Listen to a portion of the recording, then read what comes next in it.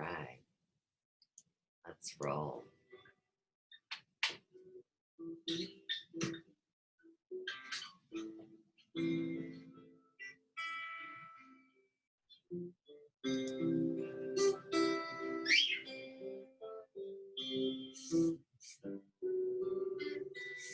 So obviously I'm Susie Hairspray, no, I mean Holistic Stylist, welcoming you to tonight's episode of Sophia's Emporium.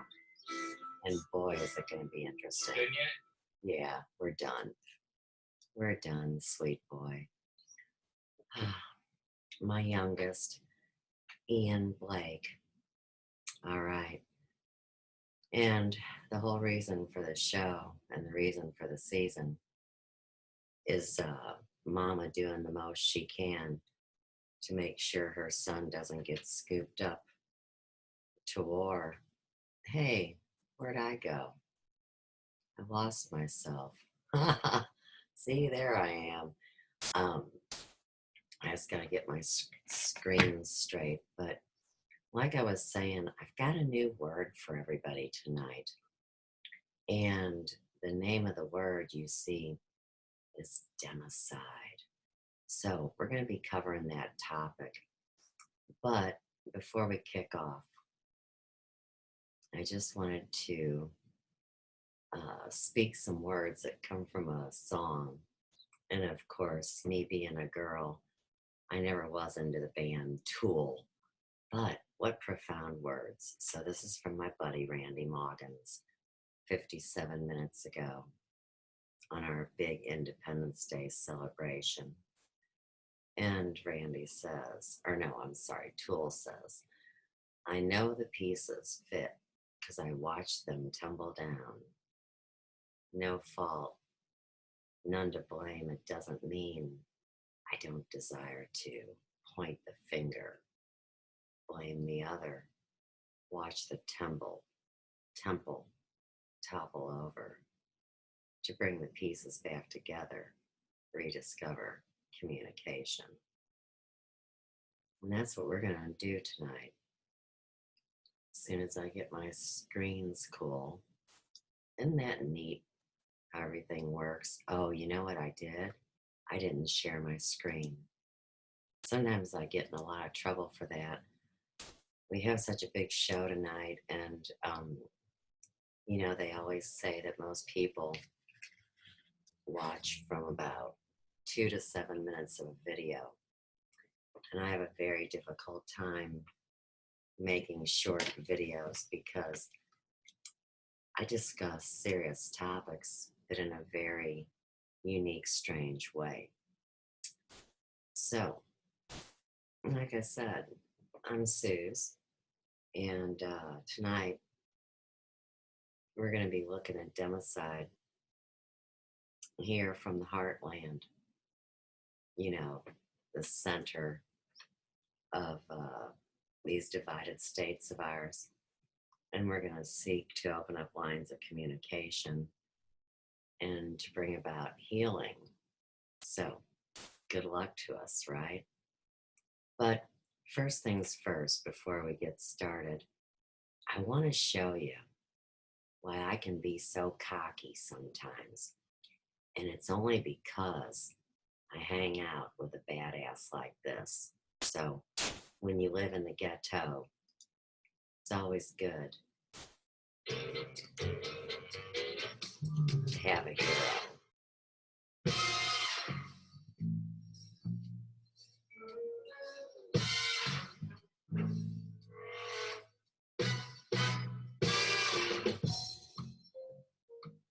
That's right, Special Agent Smokey Joe.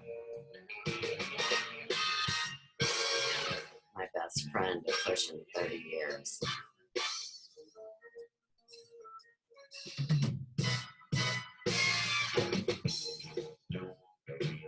Yeah, Project Talent survivor there. His daddy worked high up at Monsanto. We're coming to you from the belly of the beast in St. Louis, Missouri.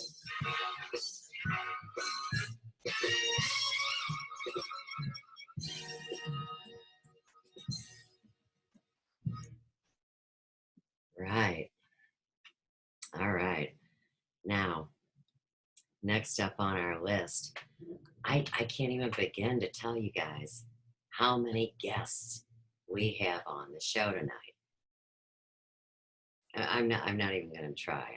I laugh at myself just thinking about it. But the guest I need to bring up first would be my buddy, Robert Phoenix, the 11th house, good guy in the white hat, astrologer dude, that talks about serious things, but then applies sacred science and brings it all together for us. So I just wanted to say hi to Robert because,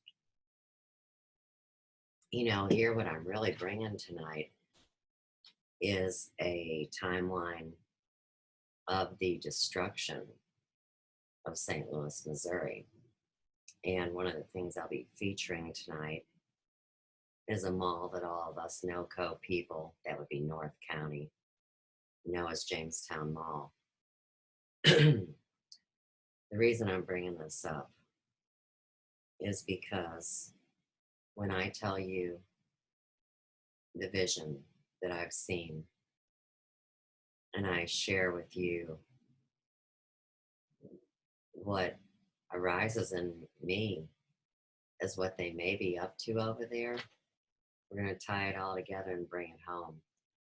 Now, I live no less. Now, this is like a crow flies, 5 miles to the river.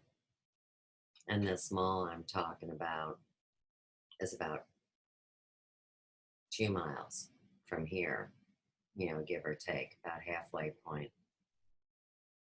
And it's a funny place where we live because the Mississippi River, you see, divides what seems to be Missouri and Illinois. But oddly enough, you can cross a river here where we live and still be in Missouri. And you would think, and a lot of people think, you're in Illinois still. What's going to play in heavily tonight is the sacred nature and wildlife and just natural infrastructure we have here. So specifically now, I'm referring to Cahokia Mounds, which is about a half hour from here by car. So you can see how close everything is. And Cahokia Mounds has been disrespected forever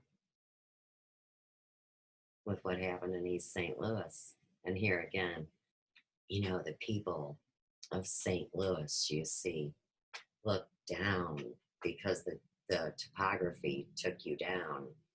And they would look down on East St. Louis. And that's where it was really dirty and mucky. And they brought in all the factories and started the plan that would, in the 21st century,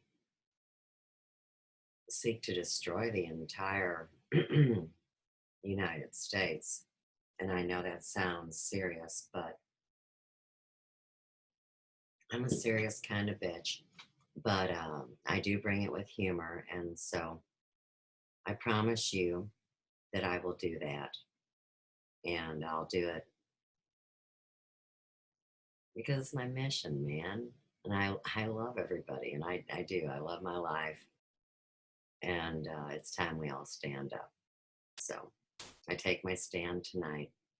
Oh, yeah. And pretty much 3 other nights this week. And I'm going to keep going. But tonight's show is also going to illustrate Robert Phoenix, my fine friend, why the fuck your buddy Suze stays home and protects her property during the big 4th of July celebration, because it gets pretty wild. It's an odd place, St. Louis. Now, fireworks are illegal, but you go across the river to the promised land in St. Charles, and on every street corner, they sell fireworks. Now, interestingly enough, when you add the serious nature of the police state of not just Ferguson, but everywhere, You know, they've come out with a new deal now for the cops where they can automatically hone in where a bullet comes from. And, you know, that can be obviously good. My father was a policeman, so I'm not ignorant to these things, no doubt. But if you encourage people to shoot off fireworks, and you know what a hard time it is to distinguish between a firework and a gunshot. And then you take into consideration that when most people engage in pyrotechnics at this time of the year, sometimes they like to shoot a gun and get a little drunk and, you know, kind of make it into a big kaboom party, right? So to me, it almost seems like a setup. And here in this town, man, we got gunshots every night, and we've had fireworks for the last month. So my happy ass will stay right here. And, you know, I'll have my camera. And we're kind of the police at the top of Royal here. Now the highfaluters call us low, you know, lower Royal because we are beneath them, you see. But this is the top of the hill. And right out my window is where the pray to be at 10 a.m. tomorrow morning. Then we have a lot of action. But this is my friend Molly Rockman. And I'm telling you, she is such a joy and an inspiration. And there are so many great people here in North St. Louis. I'm talking about the strong, good people that, I mean, really, well, I totally agree with what Robert said.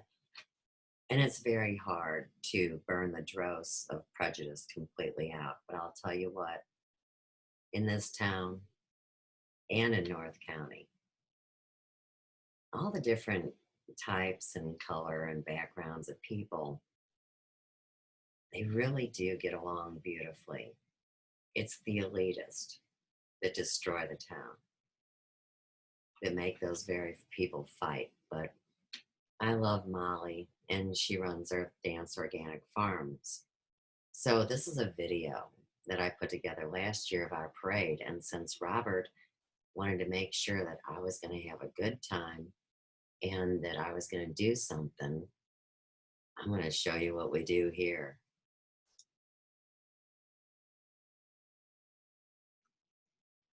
All right, come on, quit spinning around. We got to get back to the beginning where it starts. I'm not playing the whole video. I will not bore you like that. You look so grown standing there on the porch. Or the antebellum. Joe told me the wraparound porch is really called an antebellum. We are the caretakers of mind, body, spirit, and soul.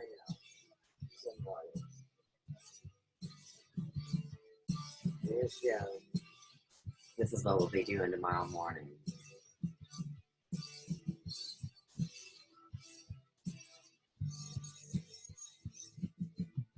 Third cosmic ray, unconditional love. Love you. See you later. Will I see you after a while? Will you get over here by your mom? One of the many portals where the battle rages. With the Boxy twins. So, now, like I was saying hi to Becky a few minutes ago, this is a dear woman that I met during my beauty school days, which was 33 years ago. And Becky was a lifetime resident of Ferguson. I didn't think so. Well, you always are so youthful, Becky, and I mean, it's been an honor to watch you all these years, but I have never met your daughter, so could we do this proper? This is my daughter, Jane Becky. She's the lady I told you was so nice. Oh, that's my Sue. Do you know what I call that? I call that confirmation of spirit on the phenomenon progress. There you go. Now, Becky. Yes. I know that for years, your wonderful husband had a high position with the Lions Club and helped the world. So, could you give me a message that you would like to go global, something that you could share with the world that would bring peace. Anything that makes your heart sing, girl. Well, I think the biggest key is respect for everyone. If you don't have respect, whether you agree with them or not, respect their right to have those thoughts and challenges. That's it. Bless your heart. That Right. So I've known Becky since 1982. And that's why I wanted to show you that sweet woman. Now, she had like 9 kids, man. Talk about, I mean, I would have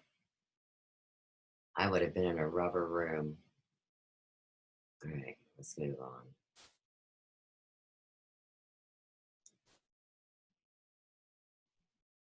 Okay, next one up. And you know, I have my little commentary. So what this says is this is where I get in trouble.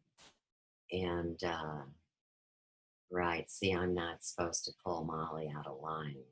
She's not really supposed to be my friend.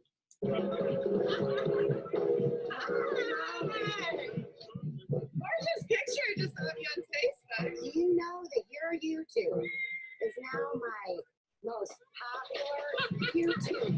The hair consultation. It's my number 1 place.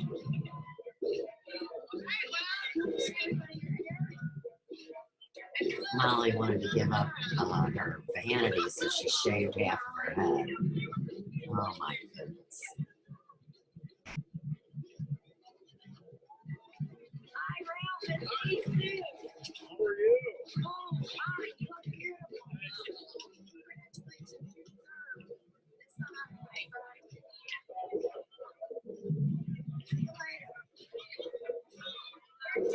Right, so that's the Rockman family. And Ralph was our Citizen of the Year last year. Ran sports print forever. So anybody that's from this neck of the woods knows exactly who that fine man is. All right, we're moving on to 1520.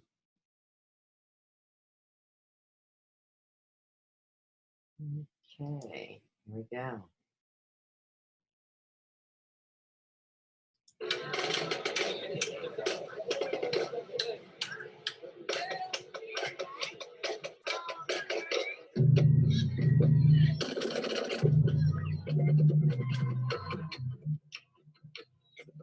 In St. Louis, it's all a question, where'd you go to high school, man? We're famous for that. And of course, I went to Lutheran High School North, which is right down the street from here.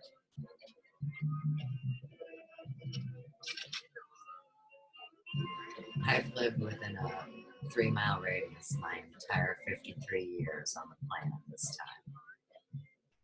I've always been the bad girl, they say.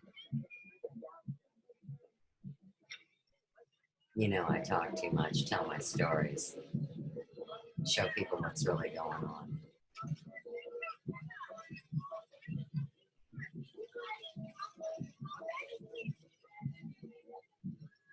Connecting the dots, tractors in the big blue hand. That's an inside joke, but it's the system that allows you to speak to the city hall.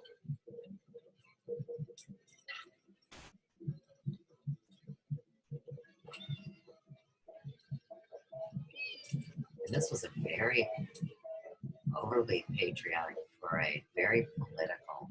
And it might have been, oh, right, does patriotism lead you to believe you're independent? I should just let my work do the talk and be quiet, Suze.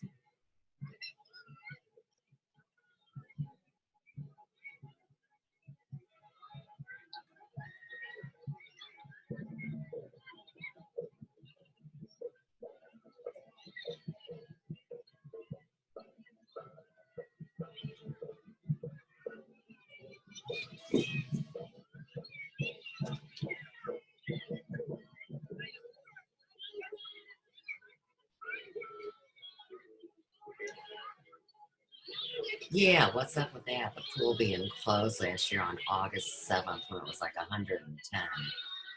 That'd be my neighbor that works for the city. He can't even bend over to pick something up and he runs the pool. That's what goes on here. And yeah, I did say it, didn't I? But you know, somebody's got to tell the truth.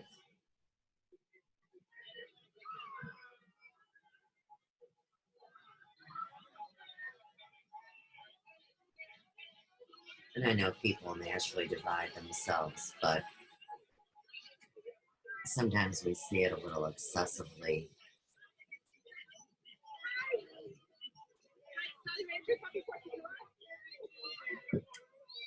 A lot of times we don't.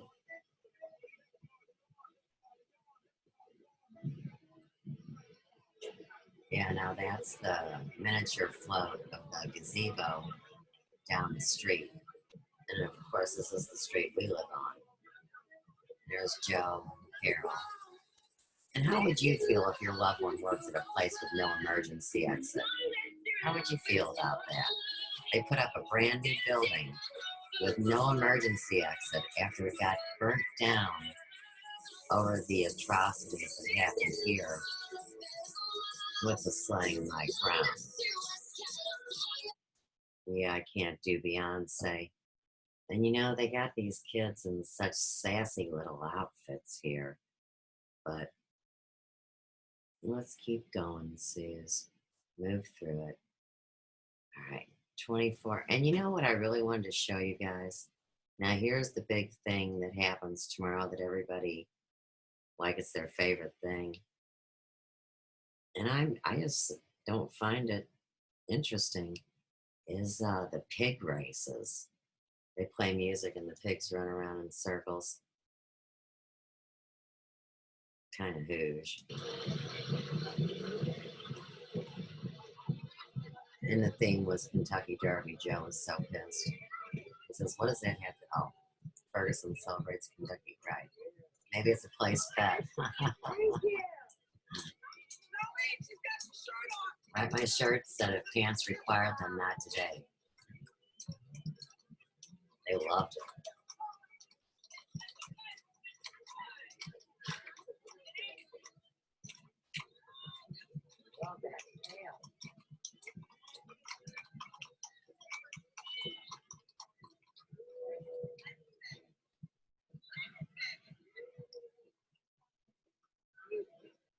Gotta be somebody to pick up the shit, Bryce.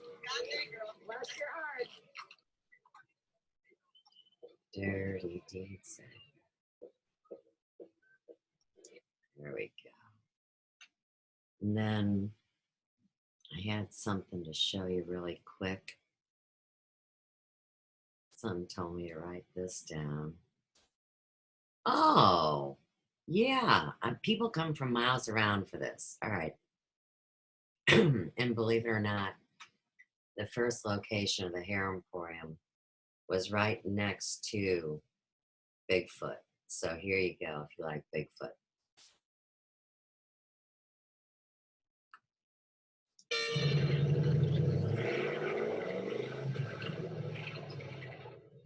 Right, one horse town, and they run it. Oop, it's awful loud. Okay, what else we got? 32, 38. 32, 38. Of course, if I was making these 6 months in advance, obviously I would have done all my cuts on iMovie, but this is current time action, man. Okay, this is important.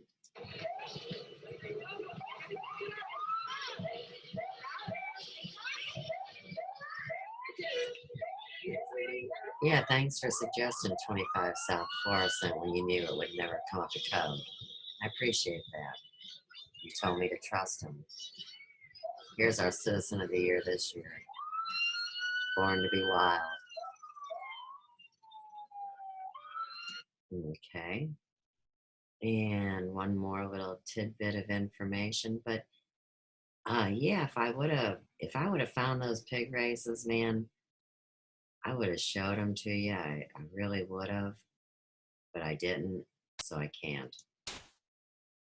Now, this to me says it all. Well, Are there any more beans? Oh, those are good.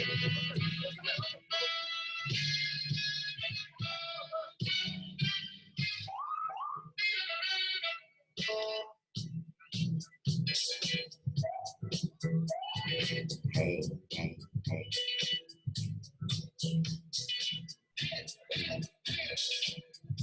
Right. If you ask, I'll tell you. I'll tell you what's going on in St. Louis. Yeah, my dad was the assistant police chief of Belridge, which is about a mile down the road from here.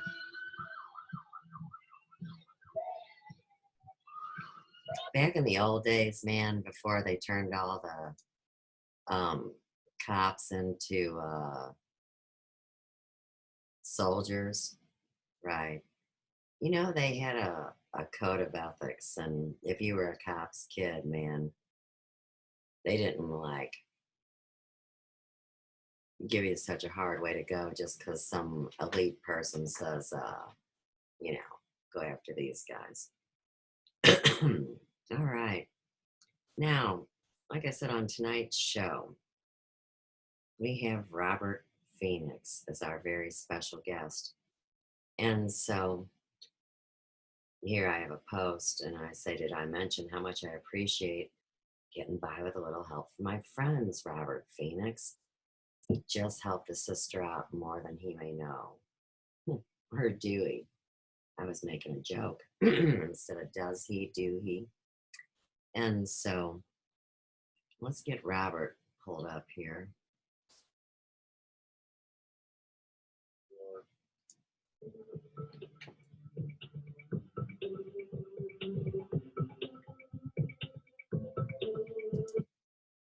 Let's zip over to YouTube.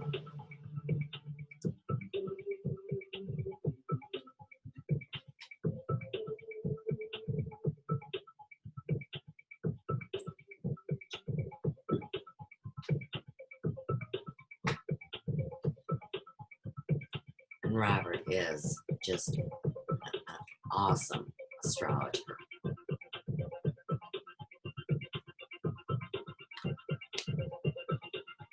A true heartfelt man from the great state of Texas.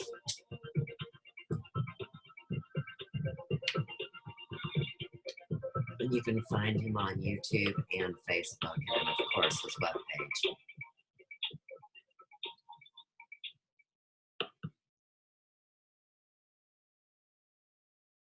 Where are you, Robert? So what's up? We out here, you know what I'm saying, Midland, Canada right now, you know what I'm saying? I'm with my peeps, man, the family, you know what I'm saying? Chief Batavia, aka Data. I'm gonna say this one time and they gonna say it no more. The shit that we doing out here, as far as this protest, that's a beautiful thing. That protest, these doors we holding up, people on floors, that's a beautiful thing. Don't get me wrong. But I'm telling you, what I told you before you put that camera on, we ain't gotta mention. I know this information for a reason. What they're doing is bringing these National Guards in today.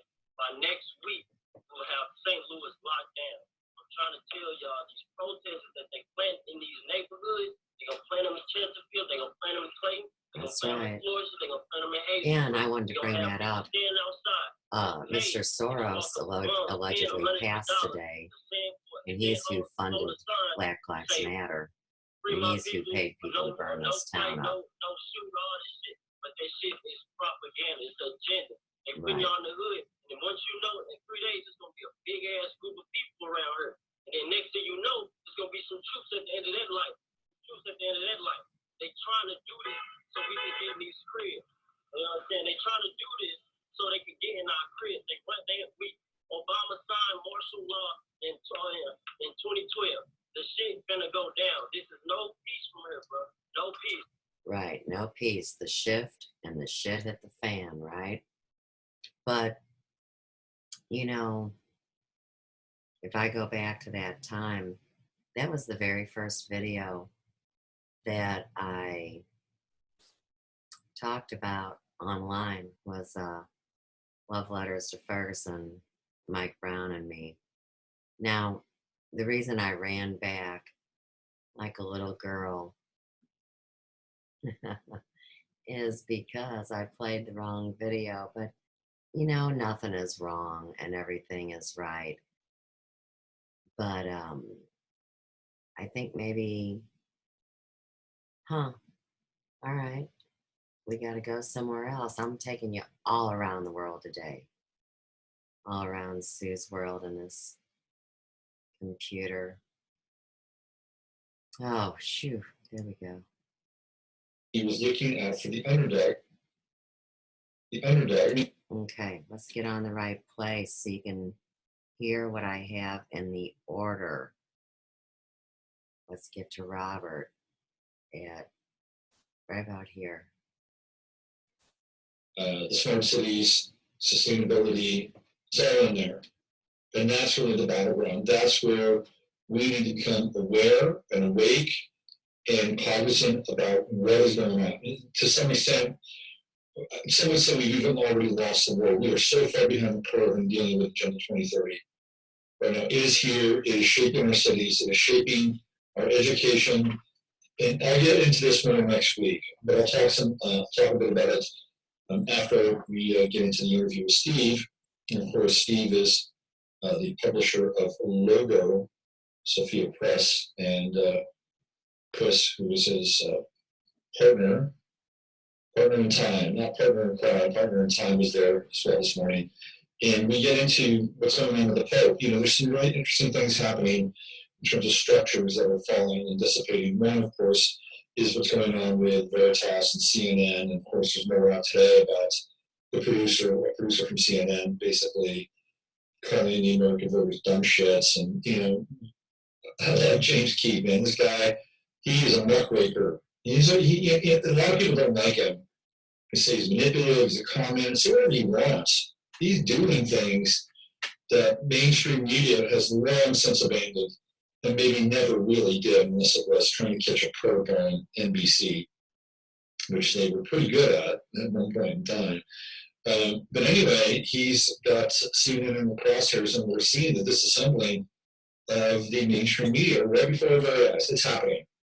It is happening. In fact, there's a walkout of writers from the New York Times who are not happy about the direction of the editorial. I mean, hey, guess what? There might be some people there that still have a few fractals of their soul sparkling and, you know, actually feel like they need to make a difference. And this is also happening not just in government, but it's also happening in religion as well. The number 3 man in the Vatican was just busted for having sex with kids. It's a big deal. This guy he knows where all the money is. He's connected to the treasury in the Vatican. He's an Australian priest whose last name is Pell, P-E-L-L, Pell. And the rumor is that if he sets foot in Australia, he's going to be arrested. So this is pretty big news. This is like the number 3 guy in the Vatican. Meanwhile, the Pope is saying that we need to abandon our current social structure and make way for the one world government, which he thinks will solve all of our problems. He's a total shill. He was put in there to be a shill from the beginning. And we can just do a whole show about the Pope at some point. Maybe next week I'll do something. But that's kind of the backdrop of connecting with Steve this morning, some of the things that we talk about. And we touch on American gods and brain states and all kinds of interesting things. So let's get into it. Let's play the interview. It lasts a total of 30 minutes. And when we come out of the interview, I'll go over some of the 2030 stuff.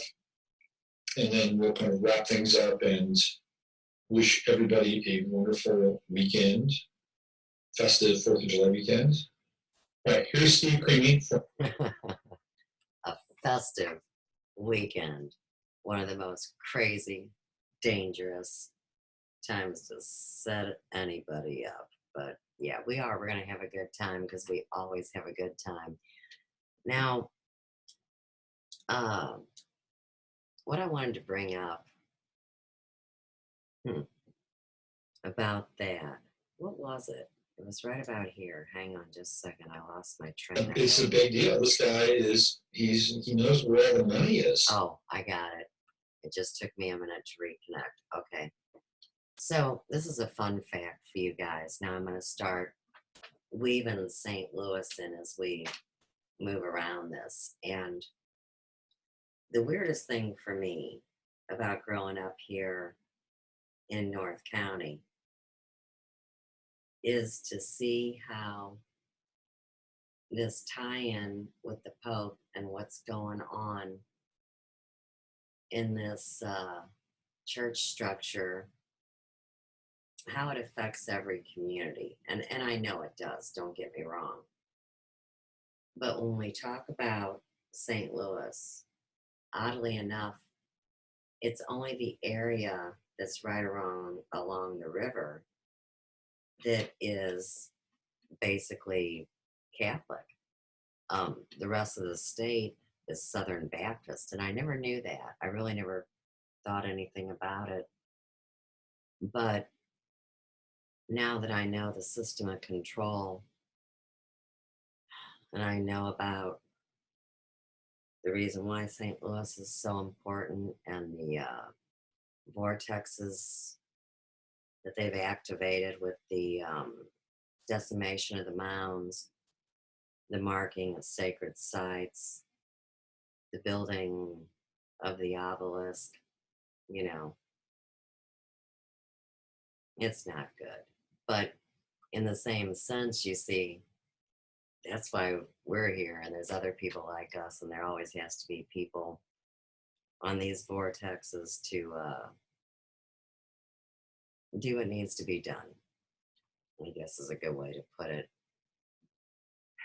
Okay, let's move forward. Get back to my page. That was just a firework in the background, if anybody heard that. No big deal. Everything's cool. And I'm going to take you to a video that I shared with everybody earlier, but I tagged Robert in it to let him know what was going on. And so this says, interesting how my microcosmic experience here in the belly of the beast resembles the macrocosmic world on the world of online bullshit artist. Me, I'm glad to have had a lot of experience to create with. Robert Phoenix knows what up, so I thought maybe I could entertain him and y'all with this action. I'll be bringing an epic live stream later tonight, walking on the wild side, and we're going to dish about all this and more. So I'm just going to play you a clip from the end of this.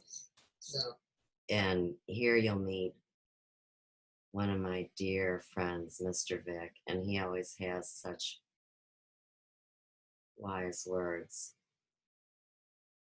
Him and his wife, Carmen, just had their anniversary. So sweet. I think it was 44 years. I think it is 44 years. Not on me, Mr. Vic.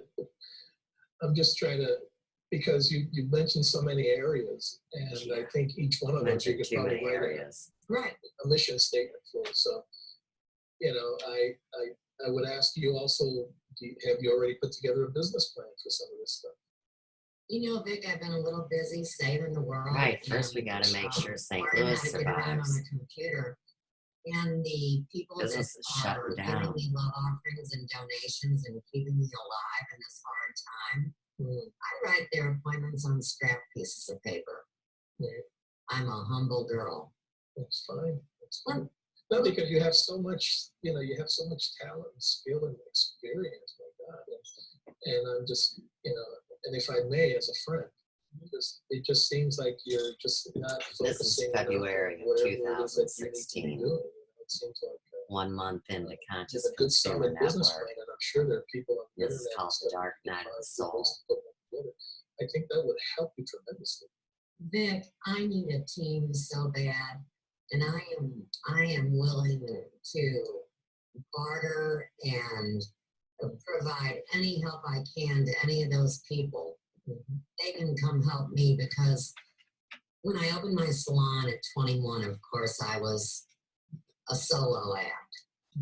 And when my walls fell last year, I was a solo act. So you see the cycle. And I really do. I need a team to undertake what I could bring to the world. But just because I am overwhelmed does not mean that I will not do the things that I can do. And that's why I get out there what would look like half-assed to other people. We have to have the courage to try. And I know that this is, like I said, my final battle. And I want to survive, and I want the world to thrive. And I want everybody to hold hands and sing Kumbaya. But could we look at my hair shop over the 30 years and reminisce? I've got a little short video, just a couple minutes long, where you can see all of my friends and the people that meant so much to me over those years. My beauty school certificate, you know, like your high school yearbook, everybody writes on it. And there's Mama Lil, the old lady psychic I ran with. There she is with her hair done and her glasses on. That was a bad party. This is Chuck Norman. He had all the bus signs that said, you know, Chuck Norman says do this and that. Outdoor fashion show. My firstborn when she was young. That's a straight perm technique. That's wild, isn't it? I was an educator for that. We put on a variety show called The Follies. That's a group picture with me with bleach blonde hair. And of course I drew that little fashion show with the kids. There's my bleach blonde hair. And there's me doing education. You know, always talking about something, right? I love the communication. There's my Doors collection.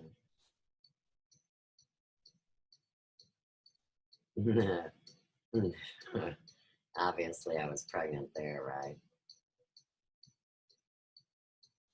First lady I worked for, Carolyn. And those are just a few hairdos. I'm known for my enzyme hair color, non-toxic products, all sorts of good stuff. It's my oldest daughter, Chelsea.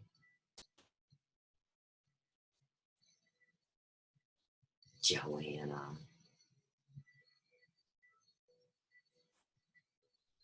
And there we are at 18-year anniversary.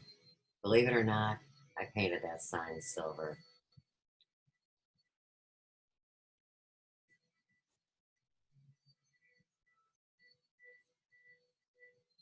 This is in Ferguson, that picture.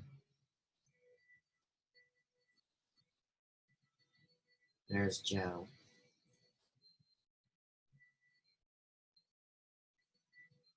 That was the Ferguson location.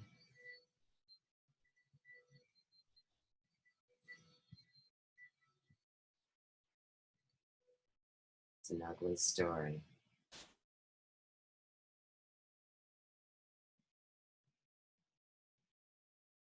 And of course, you know my living room. There's Lauren. All the locations over 30 years.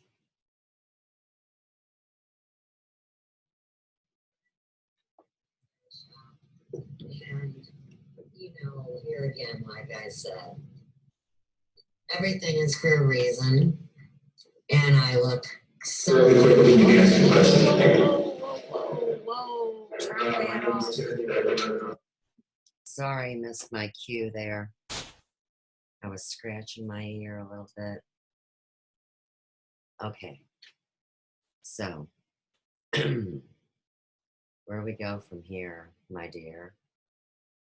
I think we go right here.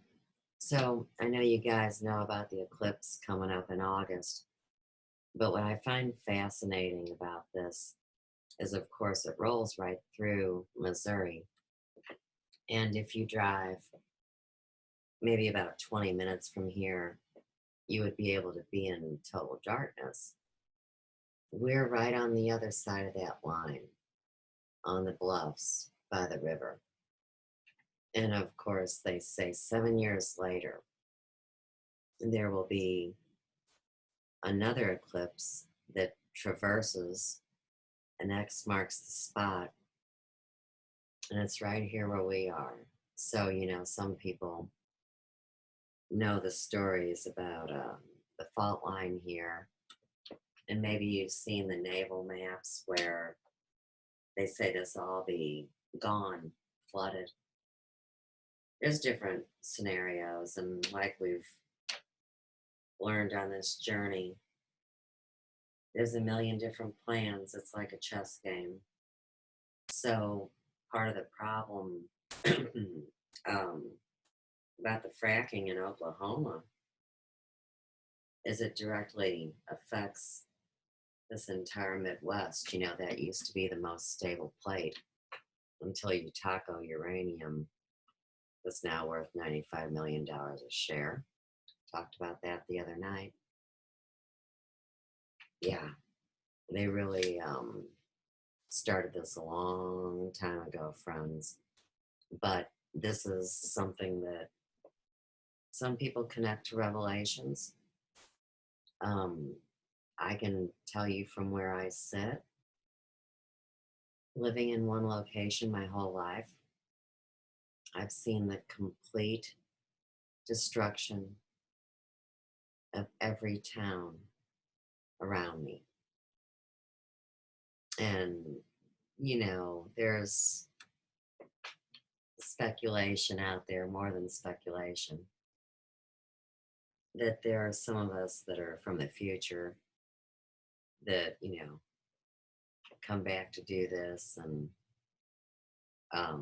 a lot of people trip out on the rapture and revelations thing. But see, time isn't really a concept we can wrap our minds around. And also, maybe these things happened so long ago and we're getting ready to be on the verge of where humanity will evolve. Because sure as shit, it's dividing off into two. And those of you that listen to these kind of transmissions are surely not on the side of the artificial intelligence. So we will keep humanity and they won't destroy it. But, you know, in the meantime, your buddy's not wanting to wind up in any FEMA camp, you know, or behind bars or anything. And so this was not real. I want you guys to know I have never, ever, ever, ever been incarcerated. I have never been charged with any kind of, you know, felony or, you know, gotten any trouble with the law or anything. I was doing that to raise money, you know, for charity, hair shop stuff and all that. So don't get it twisted. I know some people think that I'm nothing but trouble, but I've actually lived a fairly clean life. I mean, it just sounds wild because it's a very unique story. And in the end, it's all about what's in your head, right? Now, before we go any farther, I want to know what's in Facebook's head because, see, I really do trust them. I know that sounds nuts. And believe me, I'm the first girl to know that they already know who you are, already have all your information. And it's just like anything. Depending on how you interact with it, it's either malevolent or benevolent. So Facebook today sent me this. And I think Facebook has got like, what, 2 billion people? Now, they just figured out on their algorithm that, yeah, I've got 2 Sue's pages, and it's a long story about how I lost my first one. My daughter thought me so ignorant that she locked me out of my own pages.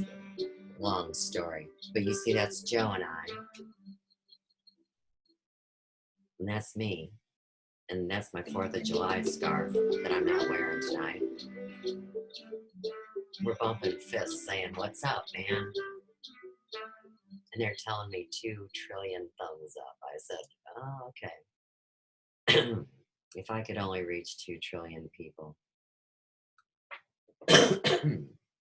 we would. We'd have an incredible future ahead of us. So, Facebook, I always do appreciate you. You know, I like live streaming and Zooming at the same time. And that way everybody gets to see in the end, don't they? Now, we're getting ready to cross over into new territory. But before we do, we got to talk about what's in everybody's head. And remember, I have been so blessed. Hey, don't give everybody dizziness. Go back over here. Been so blessed to use this song in my shows now. And I'm not going to like drive you guys crazy and use it every time. Oh yeah, look. Part of St. Louis City on the streets caved in. This was yesterday, 3:06 p.m. And, you know, they're going to put some gravel in there and fix that right up. That should be great. And, of course, we got Witches Night out in Herman. But where is our song? I want my song. Where do I got to go? Oh, right. It's going to be right there. No? Really? Because, look, this is what I'm really getting ready to play you. But how about I play this since we're already here? Let's be flexible and fluid. Let me show you this Jamestown Mall that I grew up with. Let me show you North County. And keep in mind, okay? And then we'll play the song. It'll work out great. But check this out. This mall, there's 4 ways in. They've got the huge, you know, concrete barricades when they have riots. You cannot get in. 1 way in, there's the 2 concrete barrels and the chain. And of course, in a Jeep, you just go around things. But the odd thing is right inside of the barricade where it says no trespassing and you can't come in, there's a funeral home open for business. And all I'm going to say to you is if there's 20 trucks in there and there's a dozen cars in there, well, how did they get in? And so with that in mind, that's why we went in. And after we get done watching this, I'm going to give you an update from 2 clients that know a little bit more. But just check this video out because where I live, everything's going vacant. And I know it is where you guys are too. And I know the big chains, you know, are going to cut back and slow down and close up and all those things. But I think this would be the perfect place where nobody could hear you scream.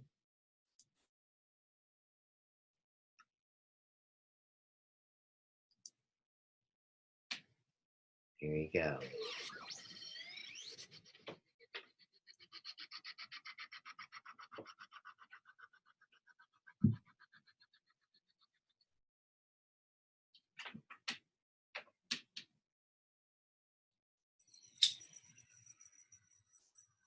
Look at that. Balcombs Precious Memorial Services. Open for business in this mall.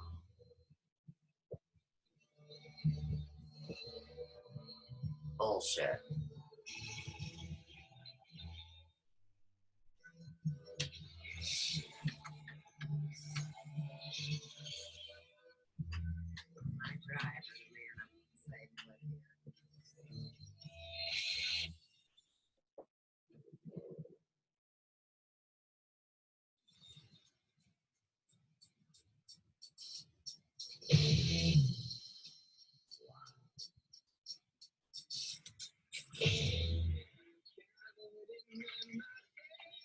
If you're from St. Louis, you know KC Radio. And it's Rock and Roll 500.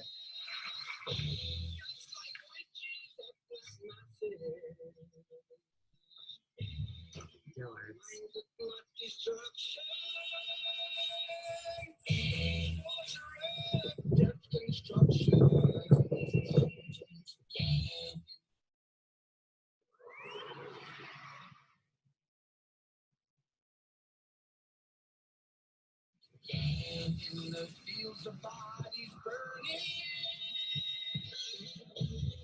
the war machine keeps turning. And hatred to mankind.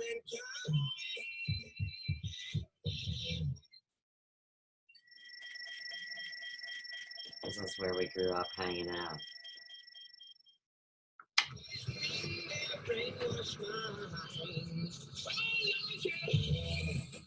And they want to increase our taxes here because St. Louis is booming. It's not booming. They're getting ready to bring in the boomers.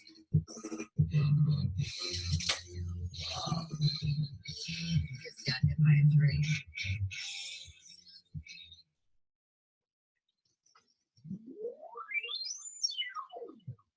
And they have had the electric and the lights on for years. I think the taxpayers pay that bill.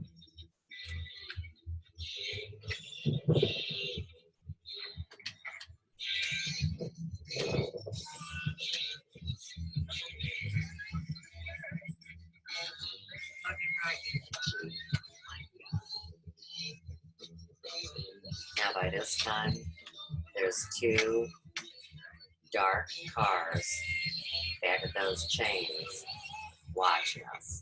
We're gone.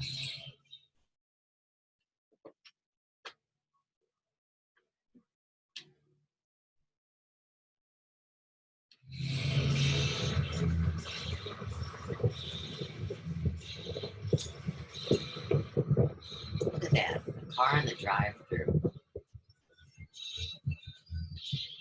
That's why I said death's in business at Jamestown Mall.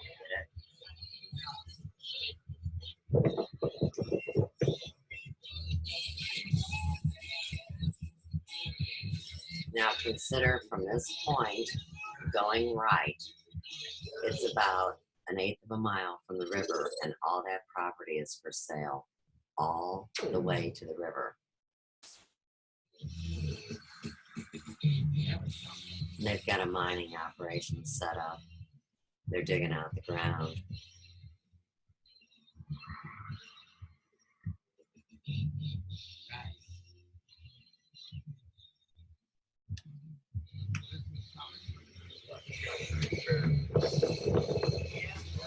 Whatever. Whoever's got a bunch of money, Right, whoever's got a bunch of money. I knew this that since the money's not really kosher.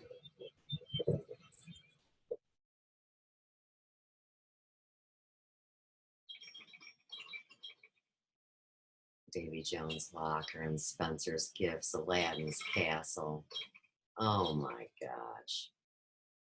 And you know, odd thing is now there is only really one mall left that you would consider to be in North County. And it's funny, we're going to take a look at that later. I pulled up a lot of research because, you know, the first thing people want to know is who owns that daggum mall. And you got to say, well, at first 4 people did. Huh. And you know, just in May, the St. Louis County Port Authority took that mall over. Now, let me tell you a couple stories, okay? And these both come from clients that I know and I trust. And I'll also say, no wonder, like say a town like Ferguson, doesn't want hairdressers like me here, because you see, we're always a hub of information and people trust us and we care. So we talk to our friends. But my one client, she recently had a friend who had to pick up the remains of their loved one at that hellhole.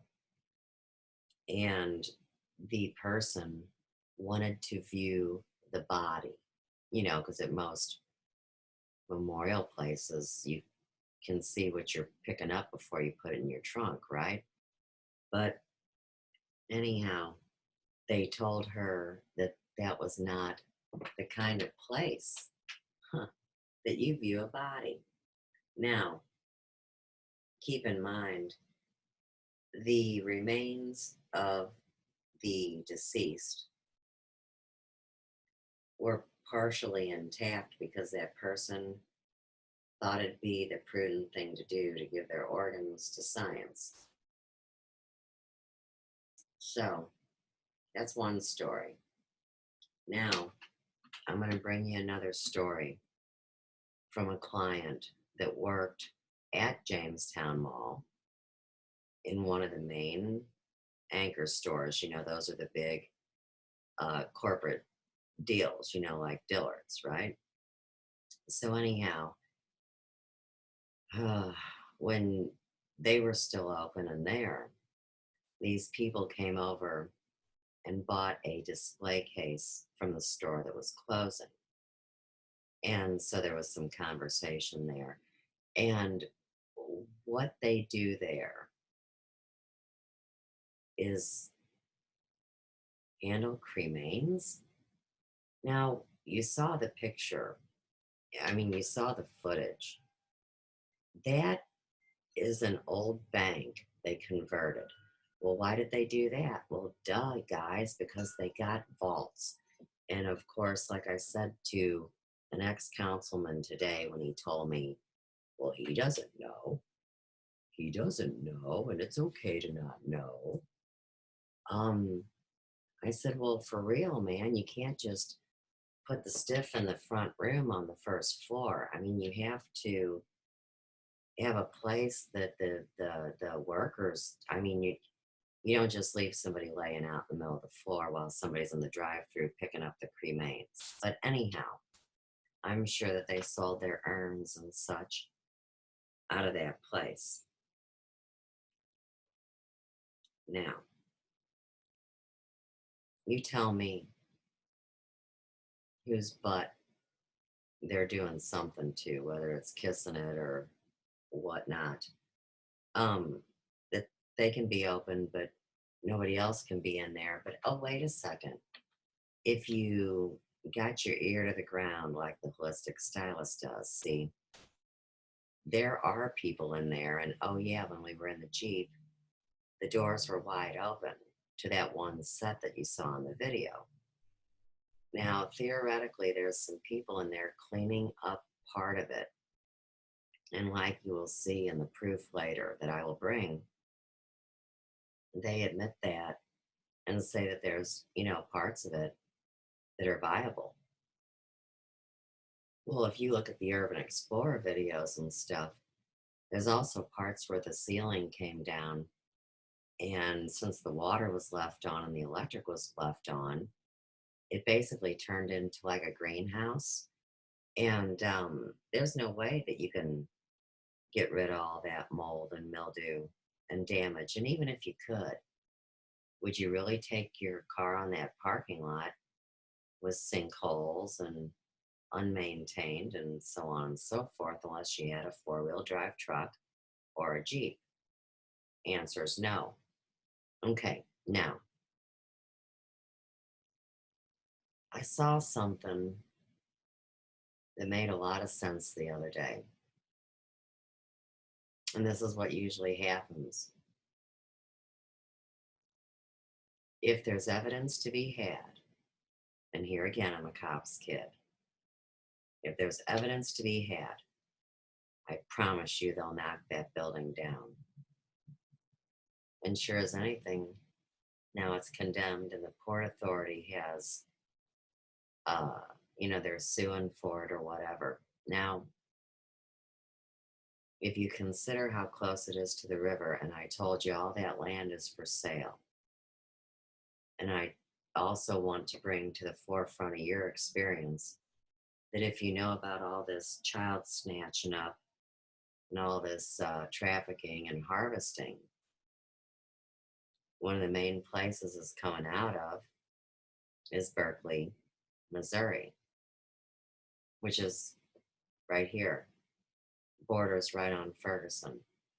Now, if in a car that's a 15-minute drive to Jamestown, and from there, maybe you could transport them to Chicago. And I don't know if you guys know what's going on in Chicago, but see, the rich people pull up in their cruise ships and they get their new parts. So if you ask me, an abandoned mall that people are in that shouldn't be in, that are doing dirty deals done dirt cheap, I'm not making any accusations, y'all. I'm just saying, as an intuit and a spiritual researcher, I would surely look to that place as a possible holdover. And anybody that's lived in St. Louis their whole life knows about our underground tunnel system. You just saw it down in the city. Right down the street from here, we have it because of McDonnell Douglas and Boeing. And I promise you, something's going on there. But that's just, one of my little strange ideas, which I don't really think is so strange. Now, let's also keep in mind that St. Louis is booming, remember?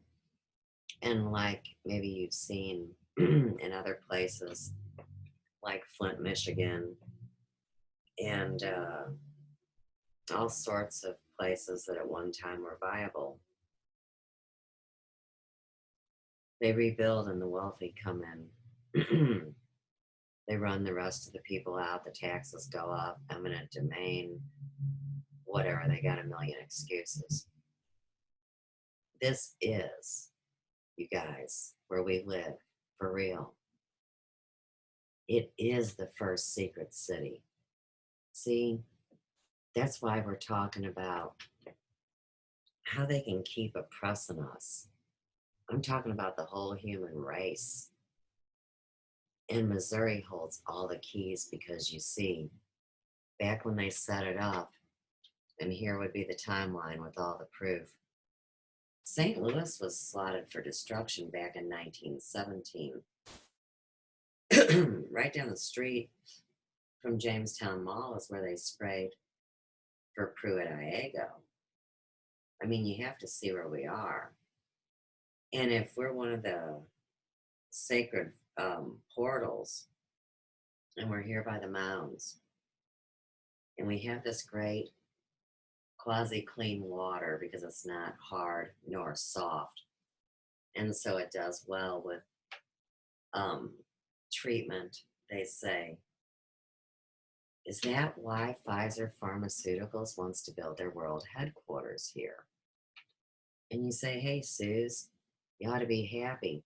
They're coming in. They're going to build something new and bring some money to the town. They're going to get a 7-year tax credit and won't have to pay a dime of tax. Yeah, I'm thrilled. I didn't know that pharmaceuticals needed such an incredible water supply to make their death drugs.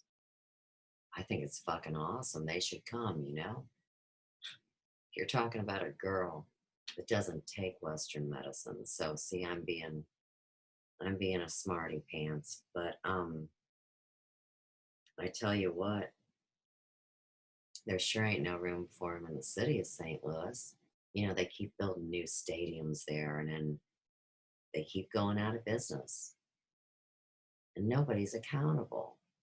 And in the meantime, if you know about where they get the sand to make the concrete, then you know why some islands are going underwater and other ones are popping up and they're killing the bottom of the ocean. I mean, give me a break, really? On and on. And of course, knock Jamestown down and build something new. How much sand will that take? And the whole time along, remember, we're a secret medical experiment. So see, you got to really destroy the evidence. And the way you do that is fuck shit up and tear it down. Excuse my language. Okay. Oh, and don't forget the new towers. Right. By the way, this is something to be proud of. St. Louis is ranked one of the worst places to live in America. And you know what? I still love it here because that's where God put me when I came in. And of course, you know, this is a great list of unalienable rights. But, you know, we already know we don't have these rights. And the corporations have them. And years, you know, like in the late 1800s, they squawked all this stuff about no monopolies. And that's exactly what we have. Monopolies everywhere. Takeovers. I mean, you can't get away from it. Oh, yeah. And by the way, in Hermann, Missouri, which is where all the wineries are, they created a no fun ordinance. And that town is run by some wicked, possessed, and puppeted people. No different than my town or your town or anywhere across the globe. So they thought it would be prudent to have a witches' night out in Ferguson, and I'm not saying anything about anybody that practices the nature religion, but you know, here they are mocking it and making money off of it, and then condemning a simple businessman that runs a bed and breakfast because the mayor that lives behind him doesn't want him making any noise. But up on the hill, everybody can make noise because they pay more money to be up there. Okay. You say enough here? Yes. Go back. Go back to where you once were. Okay. Now, let me just get to our girl. It's going to play us our song. We have to go down a ways. It's right here. Okay, so this is the song I told you that these wonderful people said I can play in the shows, and this is their cover version. This is Zombie by EYWA. We need to learn how to say it. Enjoy our cover version of Zombie. Original song was released in '94 by the Cranberries on their famous album, No Need to Argue. Hugs to everyone.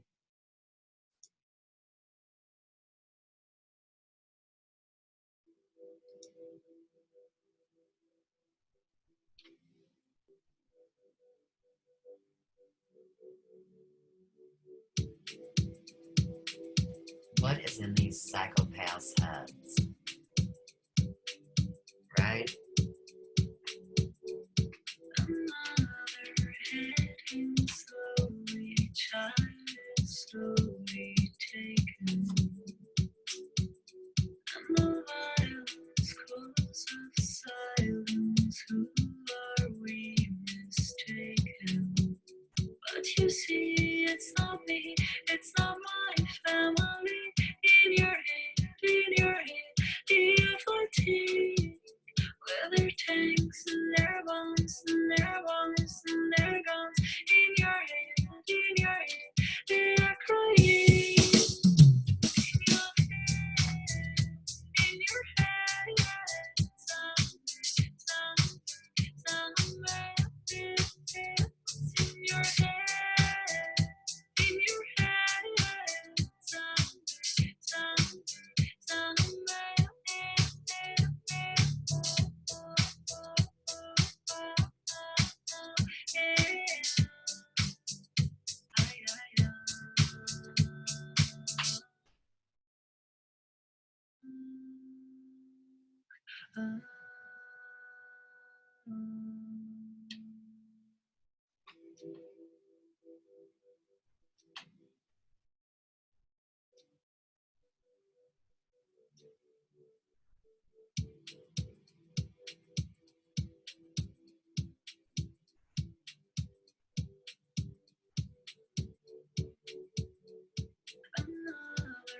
mother's breaking heart is taking over. When the violence calls us silence, we must be mistaken. It's the same old themes since 1960. In your head, you're still fighting. With their tanks and their bombs and their bombs and their guns. In your head, they are dying. In your head,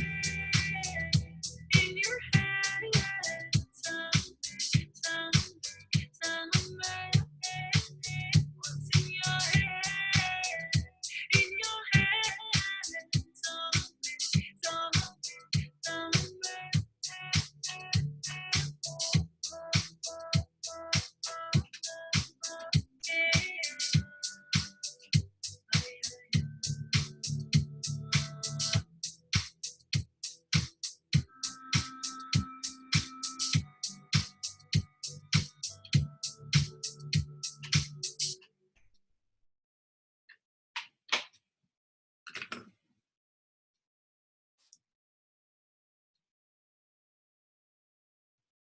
Right.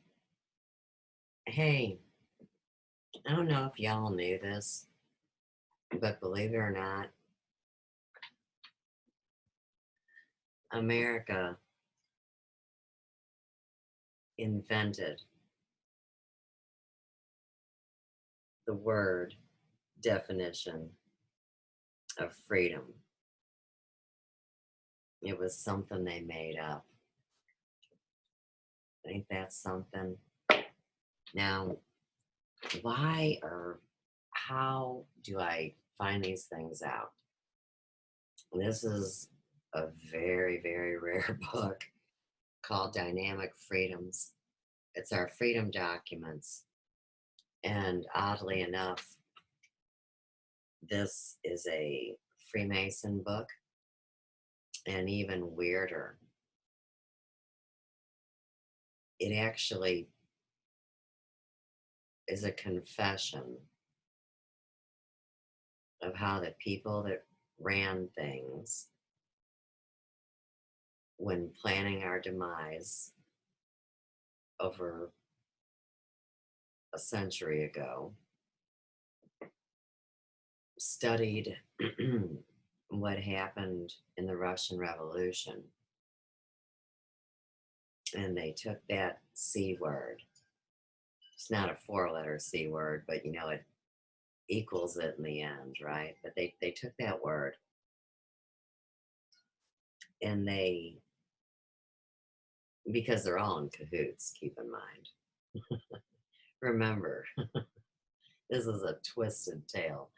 So anyhow, they ran the experiments first on the Nazis, the World War II thing, the camps and the destruction and the bombs and the nukes and all of the things. And of course, that's how we get all the nuclear waste that's dumped here right down the street from me. But see, St. Louis is booming and we should pay more taxes and, we should think that everything's okie doke and the drone should be bringing us pizza. It's just so not cool, right? But in this book, after they do it over there during World War II, and of course now most of us know about the Nuremberg trials. See, we hired up a lot of those Nazi scientists and doctors and brought them over here. And they kept the experiment going. Now, don't get me wrong, other countries surely hired some of them too, because here again, The name of the game is turn everybody into a refugee. The name of the game is suck every drop of currency out of every human. Green money, love, looshing of every energy. And of course they love fear too. So see, the more scared, the better the hunt is too, like in all those creepy movies. But you know, the way I see this is considering my lineage on each side. I really don't feel like I'm doing anything blasphemous, bringing the information that y'all need out of these books. We're not giving away their secrets or anything. It's like the one I loaded up on my YouTube channel. It is the Masonic definitions of words. And don't you think if you're playing in a rigged game and shit's getting ready to hit the fan, that you should have all the information at your fingertips, that you need to make some kind of a discernment. I would say an informed discernment. So, real quick, I have a couple video suggestions, and what a trip. So, do a Google search on one called the St. Louis Portal. And it was just done in 2014. If I have so many notes. If I see the name of the channel, I'll be sure to let you know. But I know it was a name I couldn't pronounce, and that's why I didn't write it down, because I'm usually good about that. Very interesting, and it talks about the arch in St. Louis City and the different things that I spoke about. So that's St. Louis Portal. And then another one, because we're talking about the Freemasons right now. And there's one, Freemasons, Ferguson, and the St. Louis Ark Stargate. Now, of course, the H is in parentheses. If the parentheses weren't there, it would read Freemasons, Ferguson, and the St. Louis Arch Stargate. Get it? It's a play on words because, okay, check this out. Now, the same year I was born, the arch was built. And the architect that did that sacred geometry, okay, so when he got up to about there, because you know you got to go the whole way and make the arch, he got up to about here. And guess what happened? He died. So they brought a new guy in to finish it off. Okay. I live in North County. So the arch is over here, right? But in South St. Louis is the famous Anheuser-Busch Brewery. And believe it or not, if you stand on the rooftop of the brewery, which I doubt they'll let you up there, so you're going to have to trust me. But if you were up there and you looked at the arch, you would not see the St. Louis Arch. You would see the obelisk, just like the dopey one in Washington, D.C. So, you know, they do their little boogie and do their spell cast and sacrifice an innocent life or do whatever the hell they do. And what they have planned is having that as one of the actual portals where hell opens up and the demons come out. And of course, we know that CERN has opened up portals. And the thing you need to keep in mind, y'all, is we keep hearing the stories about the boogie that's coming in. But you see, there's also things that will go out. And so it's a two-way street. And all I can say, being a businesswoman, is you always want to be honest and kind as you're climbing, they say, the ladder of life, because you'll meet the people, same people going down as up, you know. And I group entities into that. But I promise you this, the forces of love and truth and beauty and light will always outweigh the dark bullshit. All right. So where's Robert? You know, I keep looking. Ah, I don't want this one, Robert. I want your new one, because we've got something to discuss there.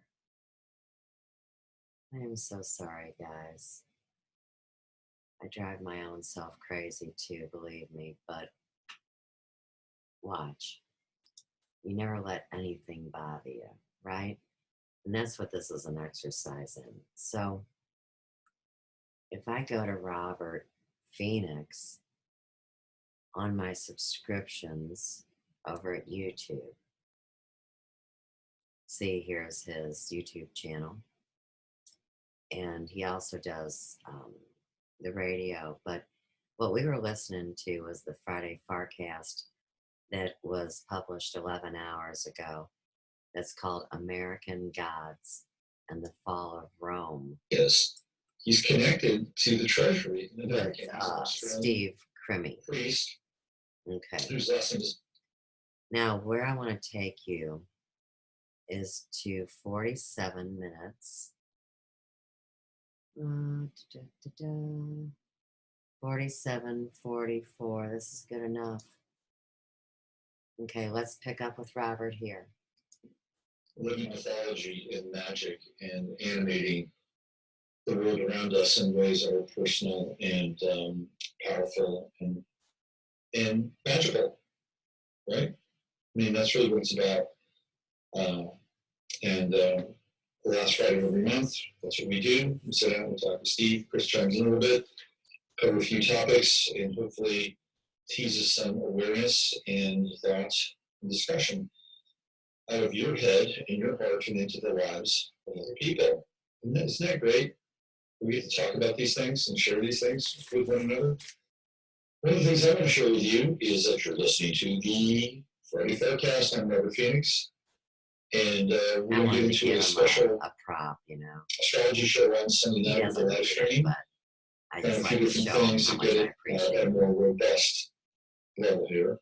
He's going to say something really And important. we'll be looking at the chart of the United States, and I think we'll probably take the Sunday night show to really look at the American eclipse that's taking place on the 21st of August. And I'll also get into sort of the history of the false flags that are connected with the United States would actually launch the American Revolution. And I might even throw in a few excerpts from Saul Alinsky. I've been reading Saul Alinsky lately. They're reading Rules for Radicals. It's actually pretty brilliant. And not that I agree with the, how do I say this, the application of it, but I think Alinsky's got the playbook for revolution. It's right. I mean, it is right up there. Rules for Radicals is right up there with The Art of War by Sun Tzu and The Prince by Machiavelli. It rivals both of those. And let me give you a little bit of an excerpt from. Look, I think Alinsky had clearly a dark side, but because he's an Aquarius, he was. And this is what Aquarians do, he was fighting for the little guy, right? He saw the rise of the corrupt systems in the country. And he had a sense of righteousness, and he was looking out for the underdog. I mean, that's Lucifer's story too, right? And that's how Atlantis started. Lucifer saw the poor, wretched masses of Lemuria and said, come huddle with me. I will create a new world for you and raise you up out of your dismal circumstances. And you will rebel against the God who created you and left you in such a shambles. Right? I mean, that's kind of what the story of Max and Lucifer is. Anyway, he has that spirit in him, clearly. But here's an excerpt from Rules for Radicals. He was taking on a corporation who was screwing a bunch of people over. This was back in, I think, the early 60s. And it was this contentious legal battle. And the lawyers from this company came to him and said, we've got pictures of you going to a certain hotel with certain Miss So-and-so. And Alinsky didn't care because they were consenting adults, in a time where morality was a little more uptight. It still would have kind of fit into this framework of being quote unquote acceptable. So he said, fine, do it. Use it. I don't care. And they didn't. But what happened is that there was somebody inside the corporation who was sympathetic to Alinsky and the plight of the workers. So he had a conscience, apparently. And they said that, well, I've got some dirt here, and it has to do with the CEO or somebody that was fairly high in the company. And I've got a lot of information that he really likes men instead of women. And it's yours. And Alinsky didn't take it. And he didn't want to sully the moral ground, as it were. He rose above it. No, I'm not going to do that. We don't do that. But in reality, what he did is he knew that he was going to win the case, and he didn't need it. He didn't need it. If he thought that they would not win the case, he would have taken it, you see. And in Rules for Radicals, it's about a means to an end. The means justify the end, right? Right. Or the end justifies the means. That's what we're really talking about.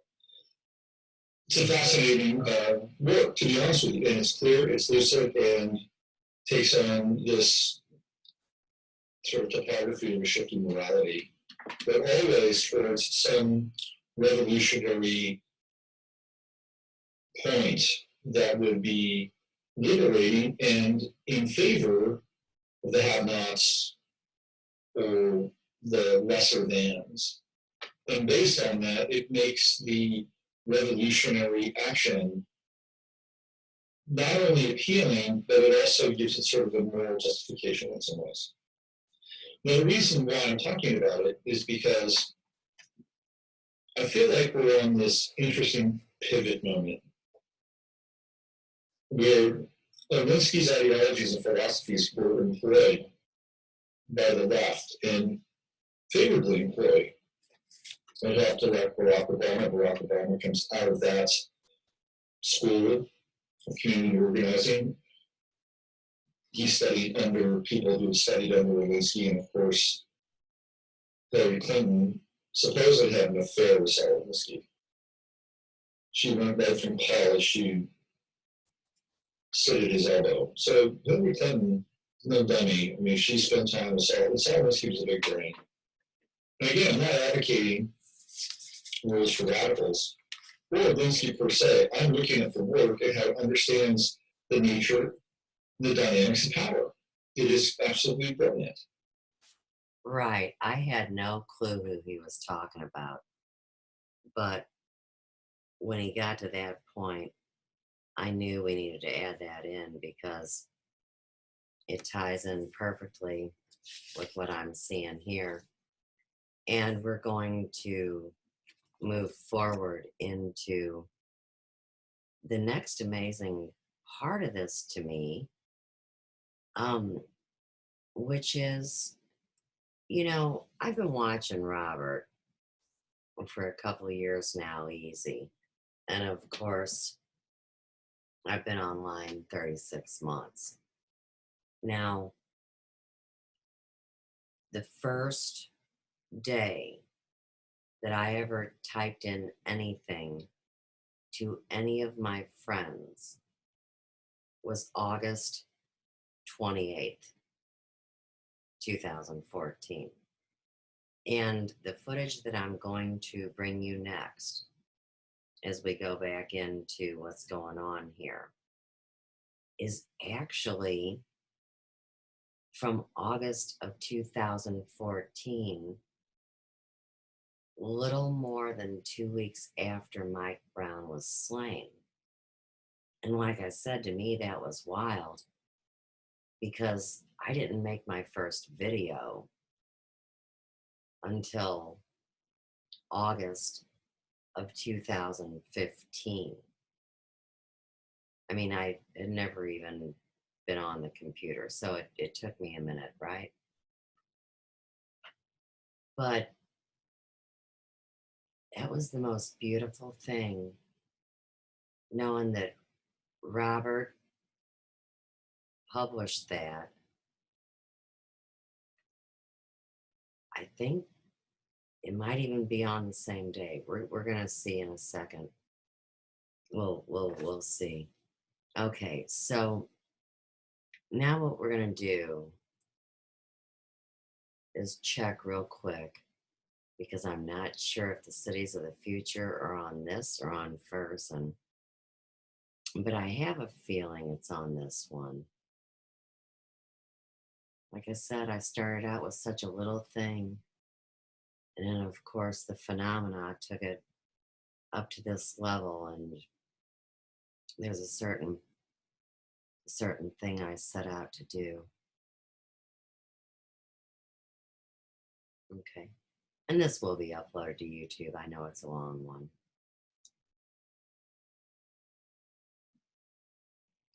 That they can relate to, that they have similar traditions to, that they have similar points of view with.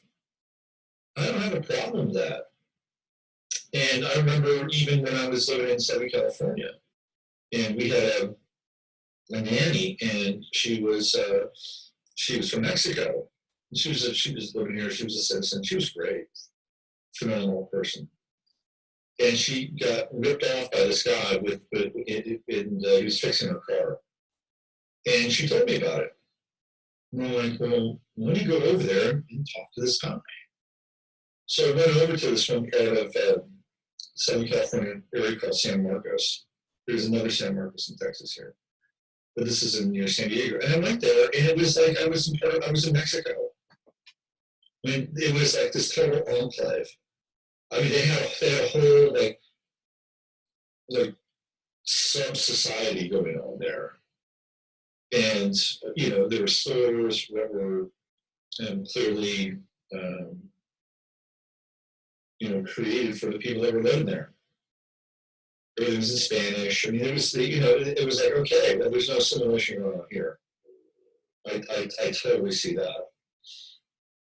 And I tried to help out with the part.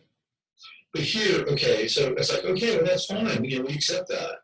Well, we accept on the other side of the spectrum the wealthy computer programmer who only wants to live around people of his faith or his background, right, or his upbringing. But you get white people who want to live together, what happens? You want to break up the team. I swear to God, that's what happens.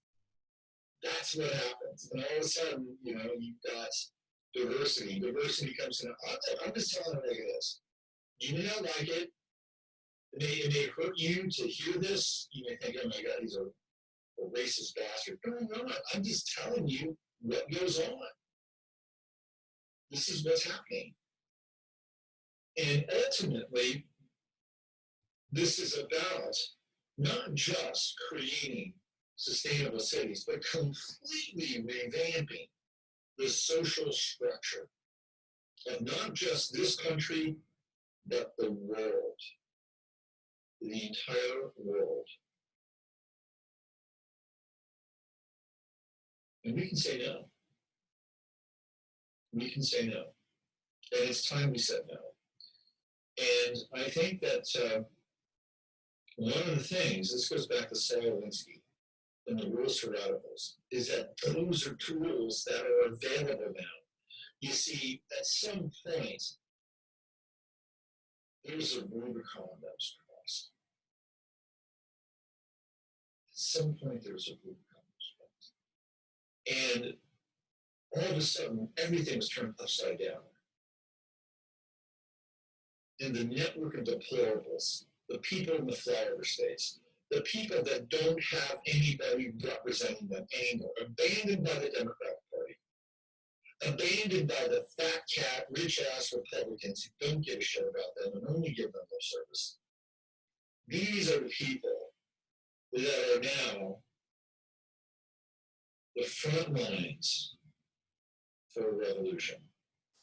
Okay, now, the reason I put that in, if you have a place like St. Louis, who was set up to have an inevitable war that would look like it was a battle between the races that could destroy a community and create refugees. Well, of course, then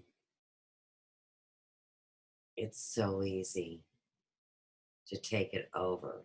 And so one of the ways that they're doing it in California, in a lot of places, I mean, Texas, all sorts of port cities, is the huge influx of immigrants coming in.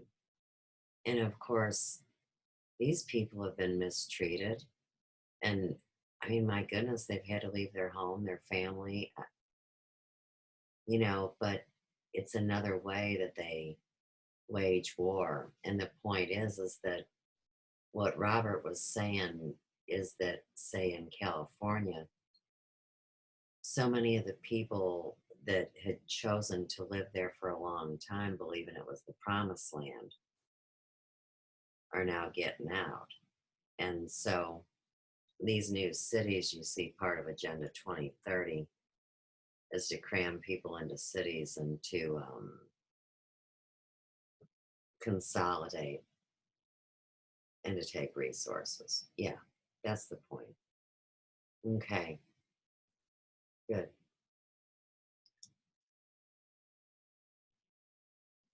Okay, back to Facebook.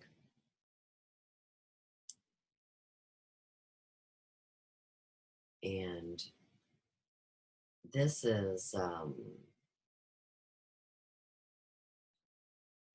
here again, a clip from We All Shine On.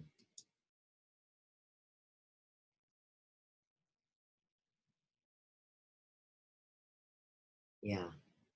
Now, this is how people really get along in this town. Okay.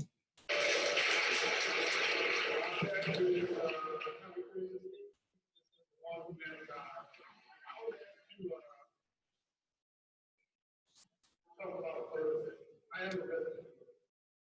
I've lived here my whole life. Couldn't imagine living anywhere else. I love Ferguson. We just have everything all. Do we have problems? Yes, like every community. And I think sometimes it's been blown out of proportion. And the good people, they have not focused on this.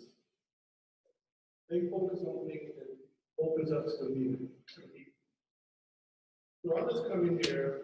Who's having a men's unity prayer upstairs, so I call it a dinner. But I just want to say, Ferguson is a wonderful place, a wonderful community. It's very diverse. It is on the downtown. And or there's sections where all right, that's just how it is in the world.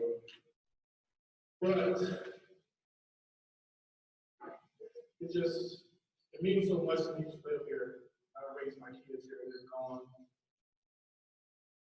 on and do their own thing now. It's just, I just want to let you guys know from other places that we love our town and we love where we stay. Amen.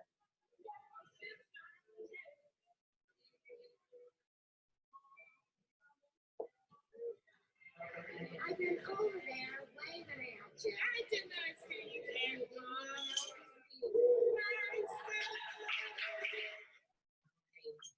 I'm very sensitive and empathic. And so I think that was the early days of me being okay with myself. In other ways, I just like to take a minute, where you are in your spiritual walk. Just have a moment of silence where you are and pray to yourself. And just have a reflection, or if you don't pray, don't pray. That's good too. But as this is my church home and I'm a crusader of Christ, it's just normal for me to say pray. So that's how that works. So where you are, you do your thing, where people are, you do their thing. So just take a moment and just reflect on how this world can be with peace, and more love, clean air, good water, all over. Something that's very special to me. Where we don't have homeless people. There's enough food to feed everybody. We don't really have to charge for food, but we throw so much at the world. How would this world be? How would it be our men stop blocking their horns and start blocking their arms and being together? How would it be?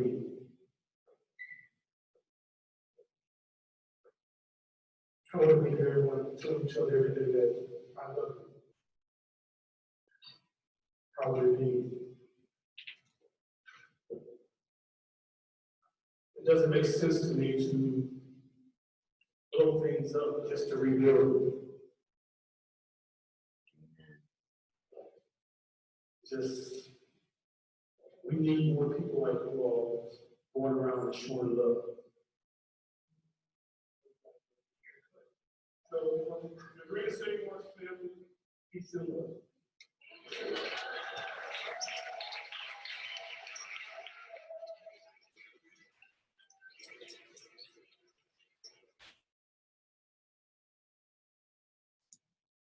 Yeah. St. Mark's is right down the street here. And of course, when I was growing up, that was a Catholic parish called St. Sebastian. And I'll tell you, the community that's there now has got it all together. That's when we met the Up to Us caravan. They came from LA to St. Louis and then on to the convention. So I went there and got some footage. The reason now I'll use that as a connect back to Jamestown, oddly enough, with this town, if you can believe it or not, the building that we first lived in when we got here, that they promised would come up to code, that has not been suitable for occupancy since the 80s because of all this nefarious activity that we have. Believe it or not, took in the gym that was at Jamestown at the end of when the place was vacated. And so, of course, now they're in another building with mold and mildew problems and human feces in the basement, and nobody cares. And the address is 25 South Florissant. In this town, of course, they do exterior inspections. And so, of course, you blow off the inside.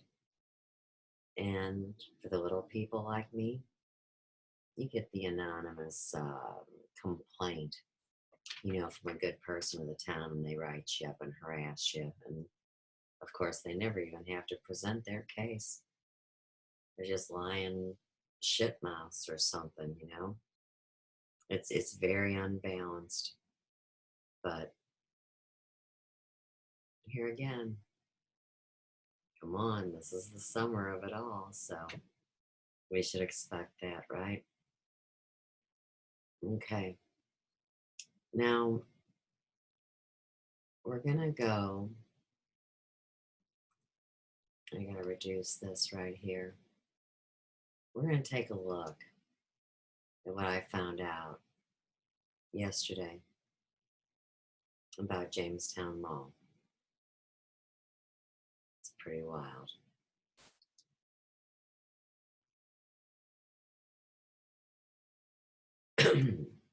Okay. No, I don't want to race for the fourth. This is a article from Thursday, May 21st, 2015. No, that's when the picture's taken. This is from September 22nd, 2016. There we go. Okay, by Lisa Brown, St. Louis Post-Dispatch. In the business section of our one paper here, county buys Macy's building, seeks blighting study for Jamestown Mall. St. Louis County has acquired the former Macy's retail space at Jamestown Mall for $1 and plans to have a blighting study conducted for the shuttered shopping center that could lead to condemnation. Jamestown Mall, a once vibrant shopping center in unincorporated North St. Louis County, closed in mid-2014 after a long decline in foot traffic and occupancy. The Land Clearance for Redevelopment Authority of St. Louis, of the County of St. Louis, a board that administers economic and community redevelopment projects, approved authorizing staff to pursue a blight designation at its monthly meeting Wednesday. Requests for proposals to conduct a blighting study are due Monday, said Sheila Sweeney, CEO of the St. Louis Economic Partnership. It gives staff the authority to do an RFP for a blighting study, Sweeney said of Wednesday's vote, adding she expects to see the study to take a few weeks before it's completed. Once the study is completed, the St. Louis Economic Partnership will evaluate whether to propose the St. Louis County Council designate the property as blighted. A blighting designation could lead to two options. St. Louis County Executive Steve Stenger told the Post-Dispatch, either condemnation or tax increment financing for redevelopment. Dirty bastards. No developer has yet been identified to revitalize the 142-acre property, which has deteriorated in recent years with little maintenance. Sinkholes, weeds, and trespassers who damage the property pose risks for the community, Stenger said, adding the blighted study is a step towards the elimination of an eyesore. Yeah, you can't even see it from Highway 67 Lindbergh north because the trees are so overgrown. And oh yeah, one more thing about that. How do you sell something for $1 to somebody and then get your little tax break so you can finance redevelopment and knock down the evidence? Remember I was talking about that? Okay. It's unsightly. Oh, but wait, nobody lives back there anymore. Did I mention? That's one of those areas that they told people they could afford. You know, people that were vulnerable, people that were unwanted.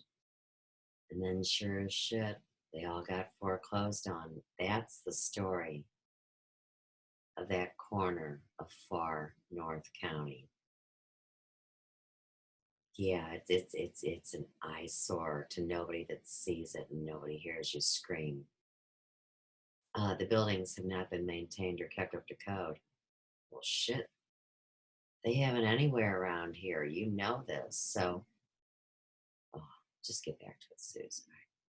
The 1.2 million square foot mall property that operated as a shopping center for 4 decades is owned by multiple parties, including former retail tenants and several out-of-state real estate investors. See, I think those people all got set up because somebody just like, how do you divide that up? Is it like everybody gets a quarter? Oh, yeah, okay. So we just lost our Facebook stream. Oh, we're back. That's good. Okay. Stenger said that he has traveled to New York to meet with some of the 5 investors who own the non-anchor portions of the mall. And there was no consensus on Jamestown Mall's future, he said. The non-anchor portions of the mall are the interior design, you know, as it winds through, but they're definitely all a lot of them were businesses that would be LLCs, limited liability. Okay. Very few small businesses.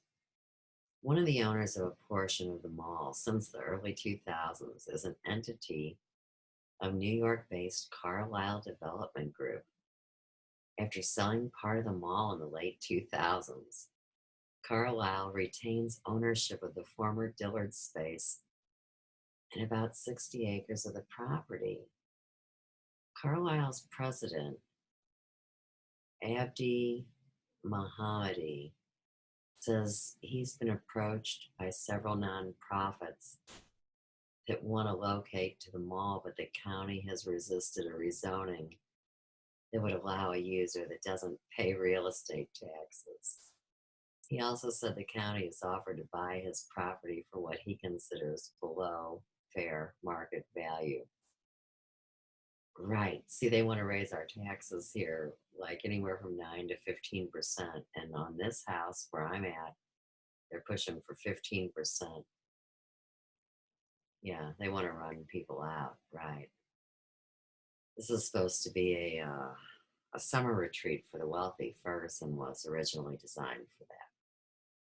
Okay.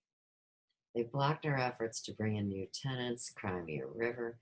He also said his portion of the mall property is well maintained. You're lying ass, Abu. I was just there. And Dillard's looks like shit. So you're in New York anyhow. You don't know your ass from a hole in the ground. All right. In April 2015, the St. Louis County Port Authority paid $200,000 to acquire the former JCPenney department store space and parking lot at the mall to have a say in its future. Why would the Port Authority want to have a say-so in the building's future? Well, like I said, if they're getting things out of here, live cargo or otherwise, it's right by the river. Sure, the Port Authority. Oh, yeah. And don't forget, there's a park here called Sunset Park that the kudzu has taken over. And so, of course, all those trees have to be demolished. And they had designs on that about 15 years ago to build a marina for the wealthy. And they've already built the observatory where the fancy pants are going to play. So, see, this is all premeditated destruction. Port Authority. Come on, get back on it. Okay. The county paid $1. You're killing me. Really? The county paid. Hey, this one pays $200,000 for JCPenney in 2015. And 2 years later, somebody else pays $1. Now, my home went allegedly from being valued at $80,000, and they jumped it up to $99,000. That doesn't make any sense. All right. The county, Cincinnati-based Macy's Incorporation is in the process of paring its real estate portfolio, including the closure of a call center and distribution facility in Bridgeton this year that employs 750 people. Right. They're getting ready to shut it down, y'all. Shutting down the retail. And McDonald's and Wendy's are going to be feeding you burgers out of a box. Bullshit. County officials have sought for several years to redevelop Jamestown Mall, even before it closed. A $300 million plan unveiled in 2011 that sought to add housing. Hey, they got a bunch of housing there that's vacant all around it. And other uses to the site, however, never materialized. Well, right.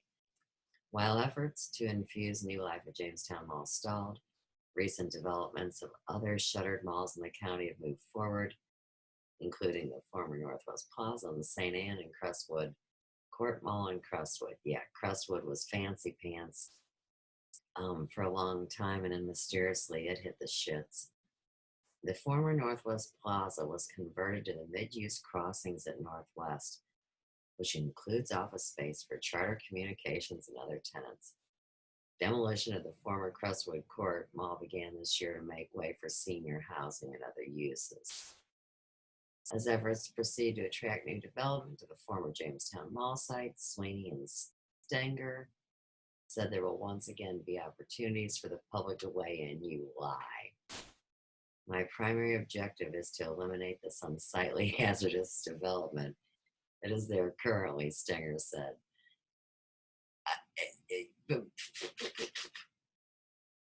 That's my response. Okay. Now, do it right, Suze. In between these readings, we're gonna bring the real story about what goes on. Am I on the wrong page again? Are you kidding? I just think I don't go far enough, you know? All right, back to Prophetic Destiny in Missouri, my other page. And if not, I'll go to YouTube. Good grief. Here we go. All right, let's do some Robert Phoenix on Ferguson. God love him. Okay. So, Robert, where do we go? That's on this paper. And next thing you know, there's gonna be some truth at the end of that life. At the end of that life, they trying to do this so we can get in these cribs.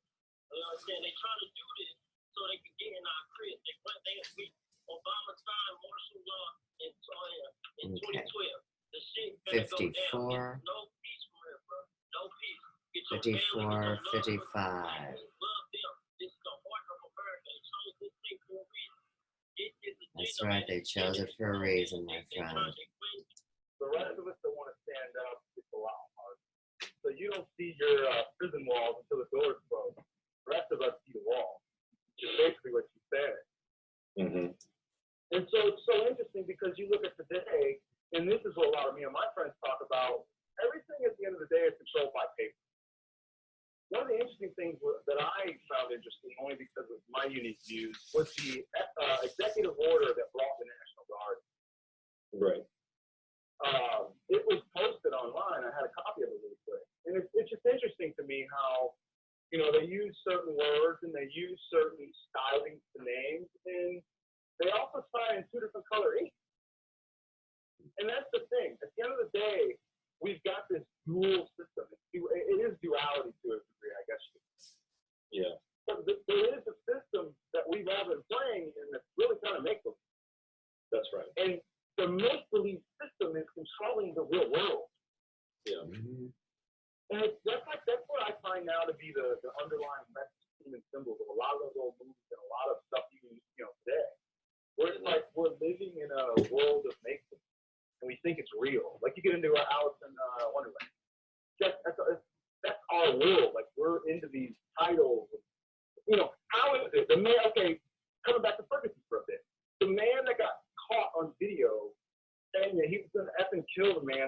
Emporium. You know what I'm talking about? I have not seen that. Oh man, this happened, I want to say Tuesday or Wednesday, down at the protest. A police officer was filmed with a gun in a guy's face saying, "Get that camera on my face or I'm going to effing kill you." What he said, it's on camera, and I think it was broadcast live, so it was immediately uploaded. But immediately it got out there. Mm-hmm. Well, he's on suspension now, pending investigation. And I've seen a few articles out there, and at the end of the day, is it okay, guys, for a man to put on some colored clothes? Which, if you get into gangs and you know about gangs, they wear colored clothes too to identify themselves. So some men put on some colored clothes, and they're allowed to stick guns and make felonious threats, and they don't get arrested. They don't get. This isn't about a suspension. You know what I mean? This is about a dual standard that I'm trying to get, like where there's two different worlds you're living in it. Whoa. If you will, the one that's controlling the other. Right. Right. Well, that's true. It's crazy where we're at right now. It is. And these worlds seem to be getting further and further apart in many ways. And I guess in some ways it's good. I mean, if we can establish that there is a world of illusion and then there's a world of truth, and our goal, our job is to continue to move closer to the world of truth and further away from the world of illusion, then this duality piece, I guess, serves a purpose, right? But I was thinking, right. This duality thing, it's really got a lot of people very confused. But sometimes people need to see both sides so they can commit themselves and leave that behind. Okay, now, let's see. Politico magazine after Ferguson. Okay. Black suburbs are about to be forgotten again. Now you see, they actually got forgotten the first time when they were considered to be white suburbs. So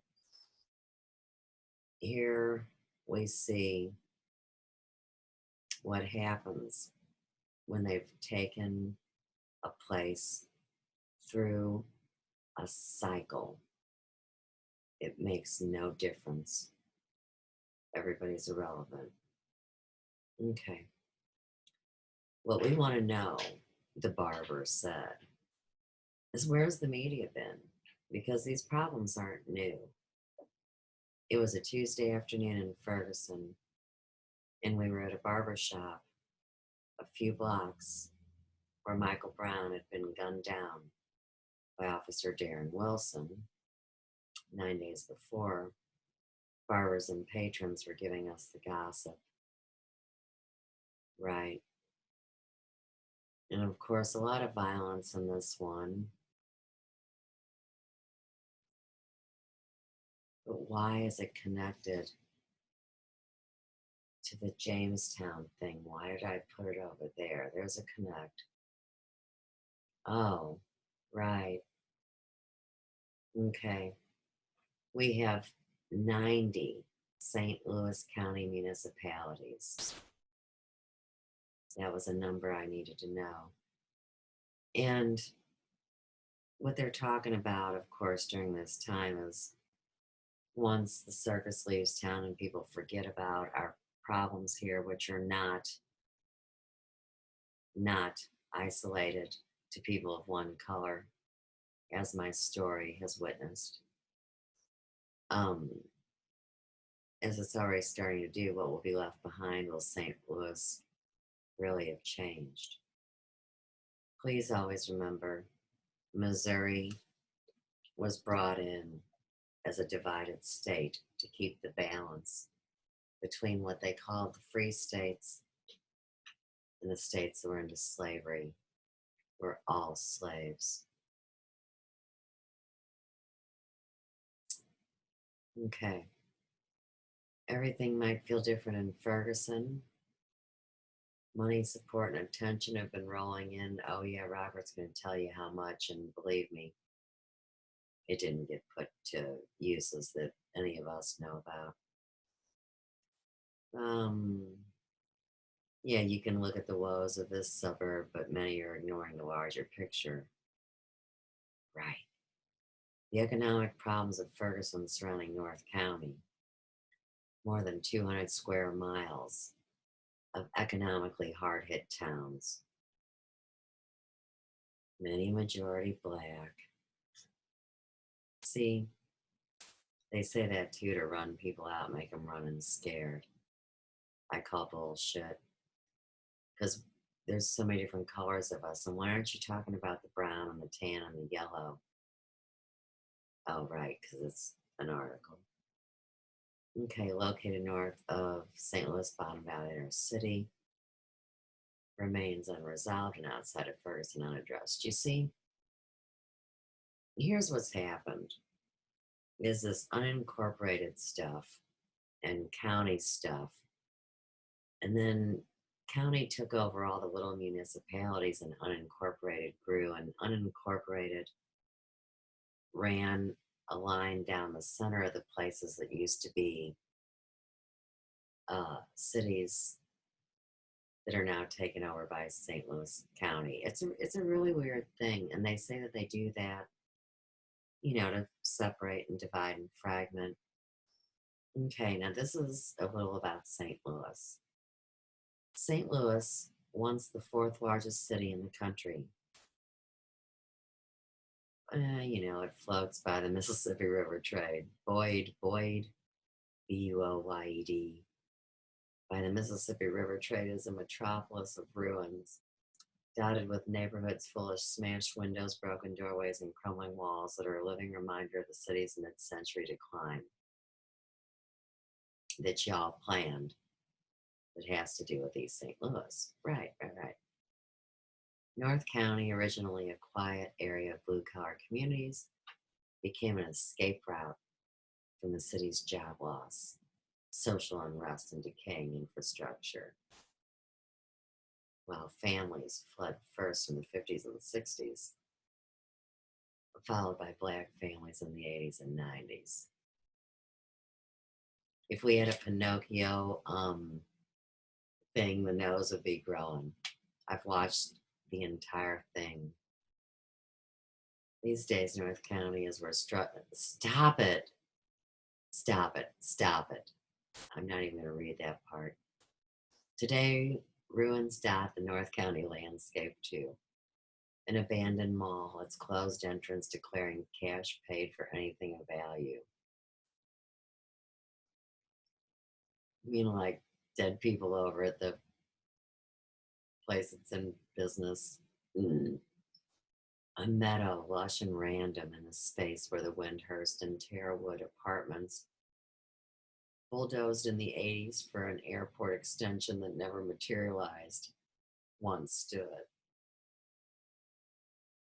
A closed down castle-shaped playland turned nightclub, turned daycare, turned abandoned failure. A faded wall of fame in Kinloch, Missouri's first black incorporated town, proclaiming its historic achievements before the population dwindled to $600 and it became capital of North County's drug trade. Another airport expansion casualty. Kinloch's roads lead nowhere, but are still blockaded with road closed signs in case you mistakenly detected a sense of possibility. Hey, let's tell the truth. Kinloch, Berkeley, the #1 place they're stealing the kids from, and Riverview Gardens, which is where I went to grade school, were the first 3 towns or cities, whatever you want to call them, in 1975 that were forcefully desegregated. That's what really started the war. And of course, many people came straight over from East St. Louis to St. Louis City and County. So I just wanted to clear up what I know to be the reality that happened. But, you know, everybody's got a story. St. Louis metropolitan area is a city of migration, but a migration is not limited to the historic patterns of successful white and black flight. Migration is an everyday occurrence. Many St. Louisans, especially poor and black, you just can't stop. There is so much money in St. Louis. Don't let them fool you.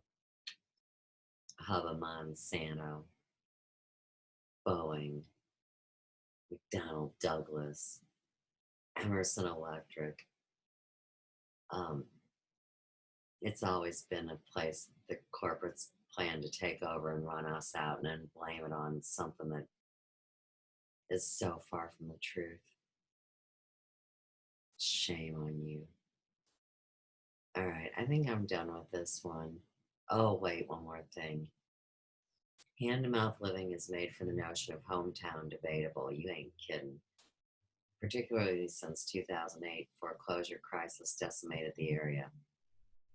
With families constantly moving between municipalities with populations of less than 500. Many start thinking of North County itself. NOCO for short is home. Yeah, people can't wait to move into Jamestown Mall. Okay. Get back. Get back. Hey. Why didn't I just stay where I was instead of singing Get Back? 2:30 in the morning. I'm getting a bit slap happy, but we're not done yet. And when we are, I'll let you know.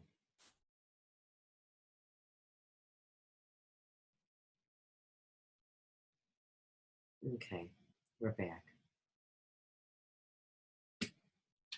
And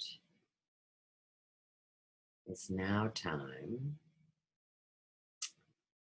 for Robert's next piece, which is here on this paper. Establish that there is a world of illusion and then there's a world of truth. And our goal, our job is to continue to move closer to the world of truth and further away from the world of illusion. Then this duality piece, I guess, serves a purpose. Right. Right. But I was thinking about yeah. But I've been thinking about Obama lately. No, the speed of everything is the tempo is gone up. You know, and I told you in an email, like it feels like time's actually moving backwards. The way events are transpiring, but it's almost like the reverse of, you know, like Mark Twain said, history rhymes. And it's like, yeah, it's rhyming and it's backwards rhyming. Like it's amazing.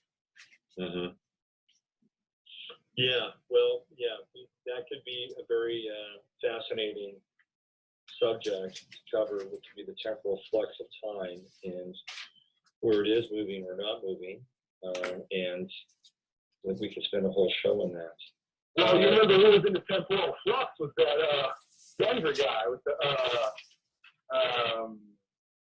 movie theater deal. Yeah, the Aurora. He was all into temporal. Another thing I just thought of, I just remembered this. Also keep in mind, folks, that where this event's transpiring in Ferguson is literally 3 exits on an interstate from where they did military drills in the city of St. Louis. Interesting. And how long ago? Which was 2 years ago. It was 2 years. I believe it was 2 summers ago. It was the summer of 2012, I believe it was, where they did I think it was a weekend or a couple of days of rolling down streets in tanks. And I remember at the time, like, you have got to be kidding. And so it was really interesting because when the events first broke out and the rioting first broke out on that weekend after it happened, someone posted on the internet a photo and they alleged the tanks were coming. And it was like a week and a half too early. Because they had a photo that allegedly was tanks on East Bridge, which is the bridge that connects Illinois and Missouri. And right. within about 5 hours of the Twitter feed, everyone was like, wait a second, that tank thing is not happening. Right. And we saw the tanks. And real quick, the Eads Bridge. Oh my goodness. We were just on the newly rebuilt Eads Bridge the other day, the expansion bridge. That was one of our oldest bridges. It didn't need to be rebuilt. They did it nice, but talk about a bright, shiny landing strip to that vortex, you know. It's pretty ominous. And of course, we have one in Alton too. So now we have matching beautiful expansion bridges that do look like two, you know, like this, like you'd go through it and wind up at the arch or something. Pretty wild. And of course, I've known about St. Louis's prophetic destiny for some time. Okay. Now, if I hop back over to our article and give you this last one, and one more clip from Robert and a song, I'm going to feel pretty accomplished. This is interesting now. This is by Jeremy Kohler, St. Louis Post-Dispatch. Date is May 5th, 2017. County Port Authority sues to acquire Jamestown Mall. Clayton. The Circuit Court in St. Louis County should declare the Jamestown Mall condemned and transfer its ownership to the St. Louis County Port Authority. A lawsuit filed Thursday asserts. The Port Authority filed the lawsuit as part of its efforts to redevelop the Moribund Mall in North St. Louis County. The agency wants to clear the way for new development at the former shopping mall, which opened in 1973, amid expectations for a North County residential boom that never materialized.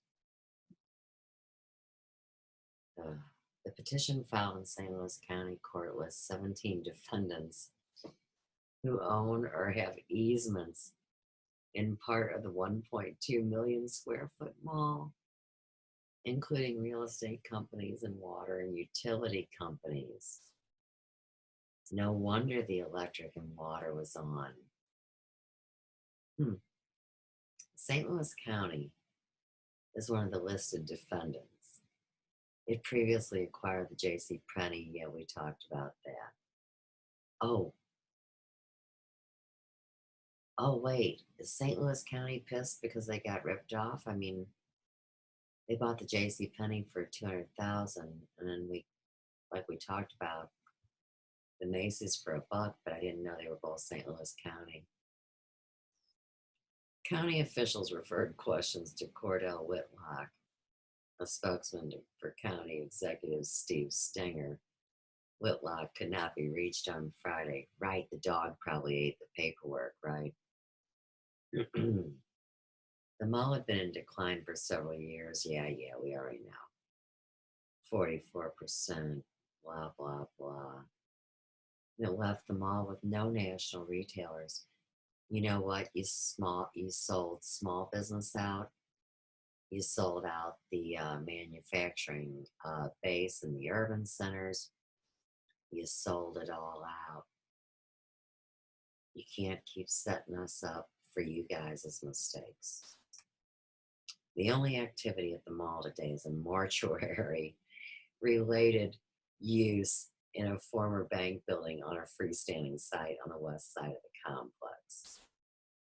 Despite some interest, no investors have stepped up to repair the mall. The conditions at the mall are dangerous. Lack of adequate lighting, sinkholes, asbestos, and lead paint, and damage from rodents and birds. There was no response yet on file from any of the owners of the mall. Steve had some meetings in New York with 5 investors. Yeah. And they got no consensus. Now, you know, when you have an odd number, you have to have a consensus. Did they cut somebody in half and drop them off at the mortuary or what? Okay. They reached agreements with 4 of the 5 owners. Now, if this was like a real story, we know that they just knocked that 5th one off. I mean, this is such a crock of shit. I don't even buy this one either. I wasn't born yesterday. Let's see. Yeah. It's all about the real estate taxes and you know, negotiating a price to sell his portion. That's Mahamedi. Yeah. Ridiculous. Absolutely dopadelic. Ridiculous. Okay, this is about pattern recognitions. So let's play this.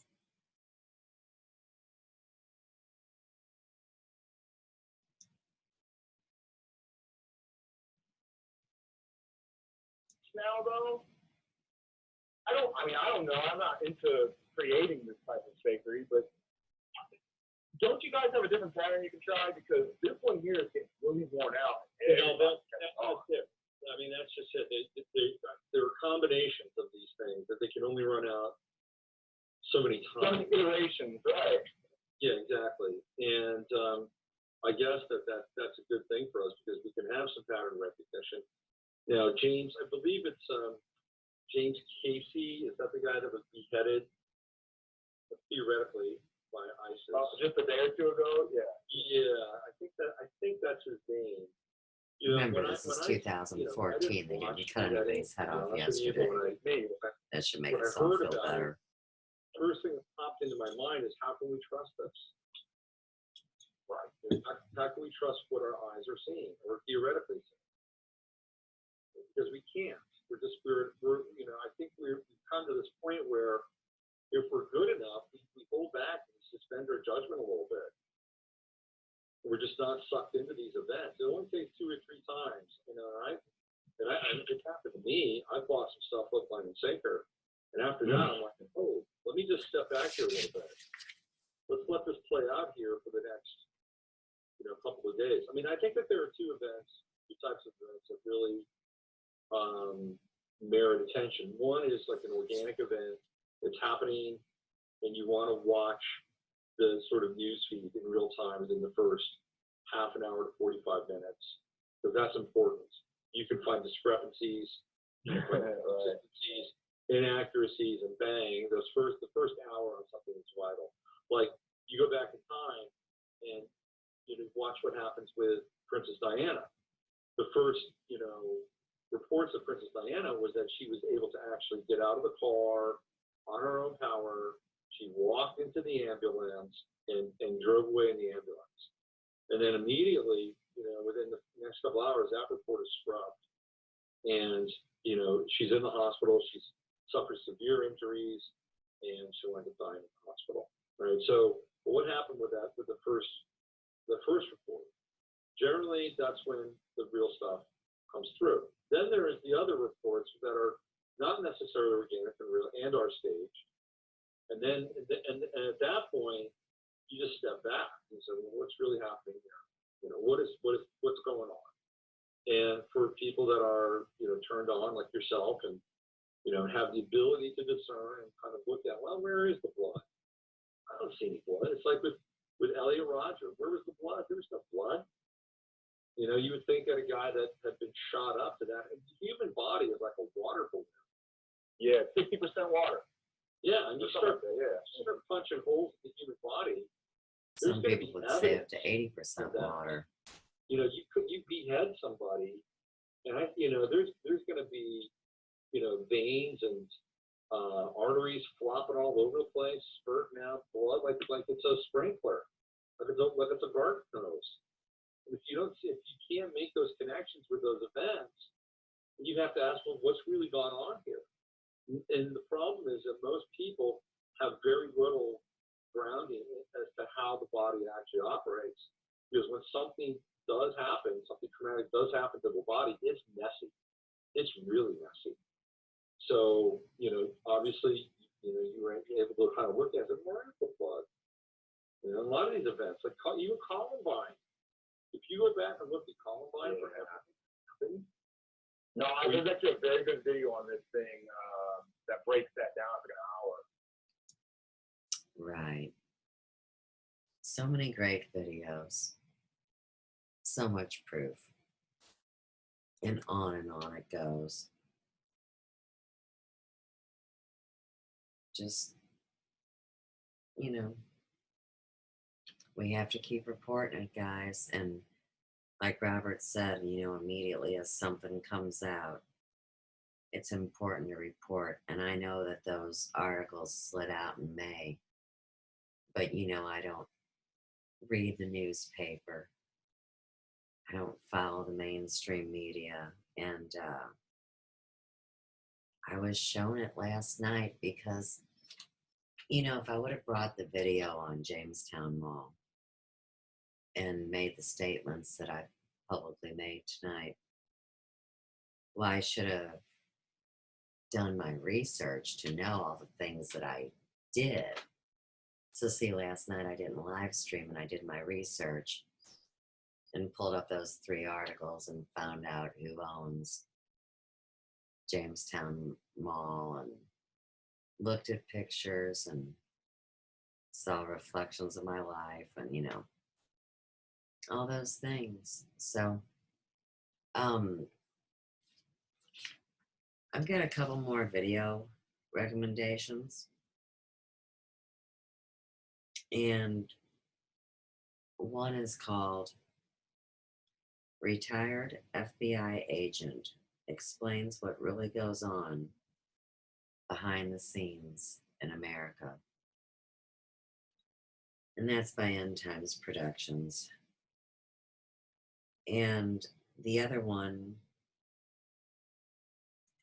and it's by the same name of the other person, and I can't pronounce it, but just run a Google search. Will the Stargate open in 2017?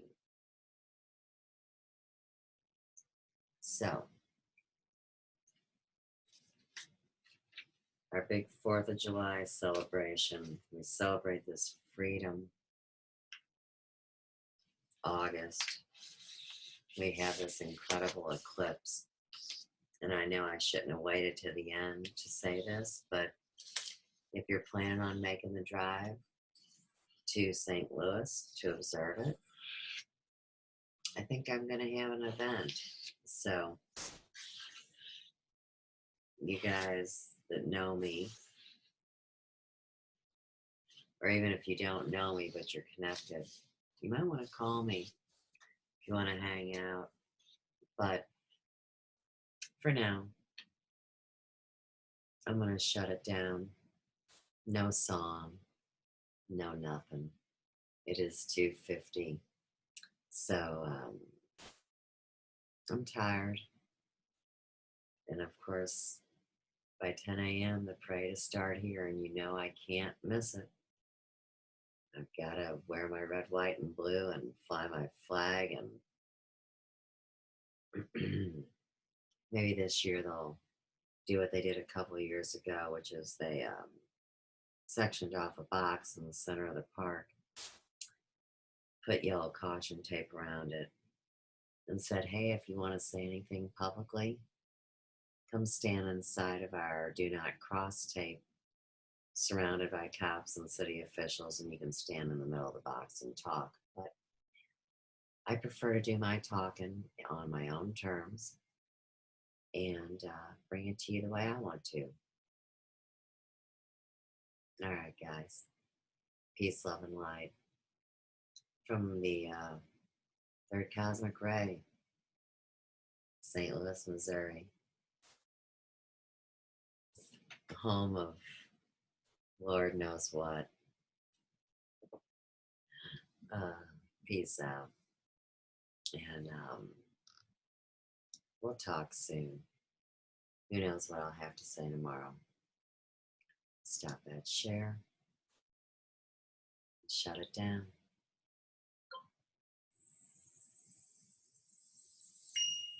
Peace.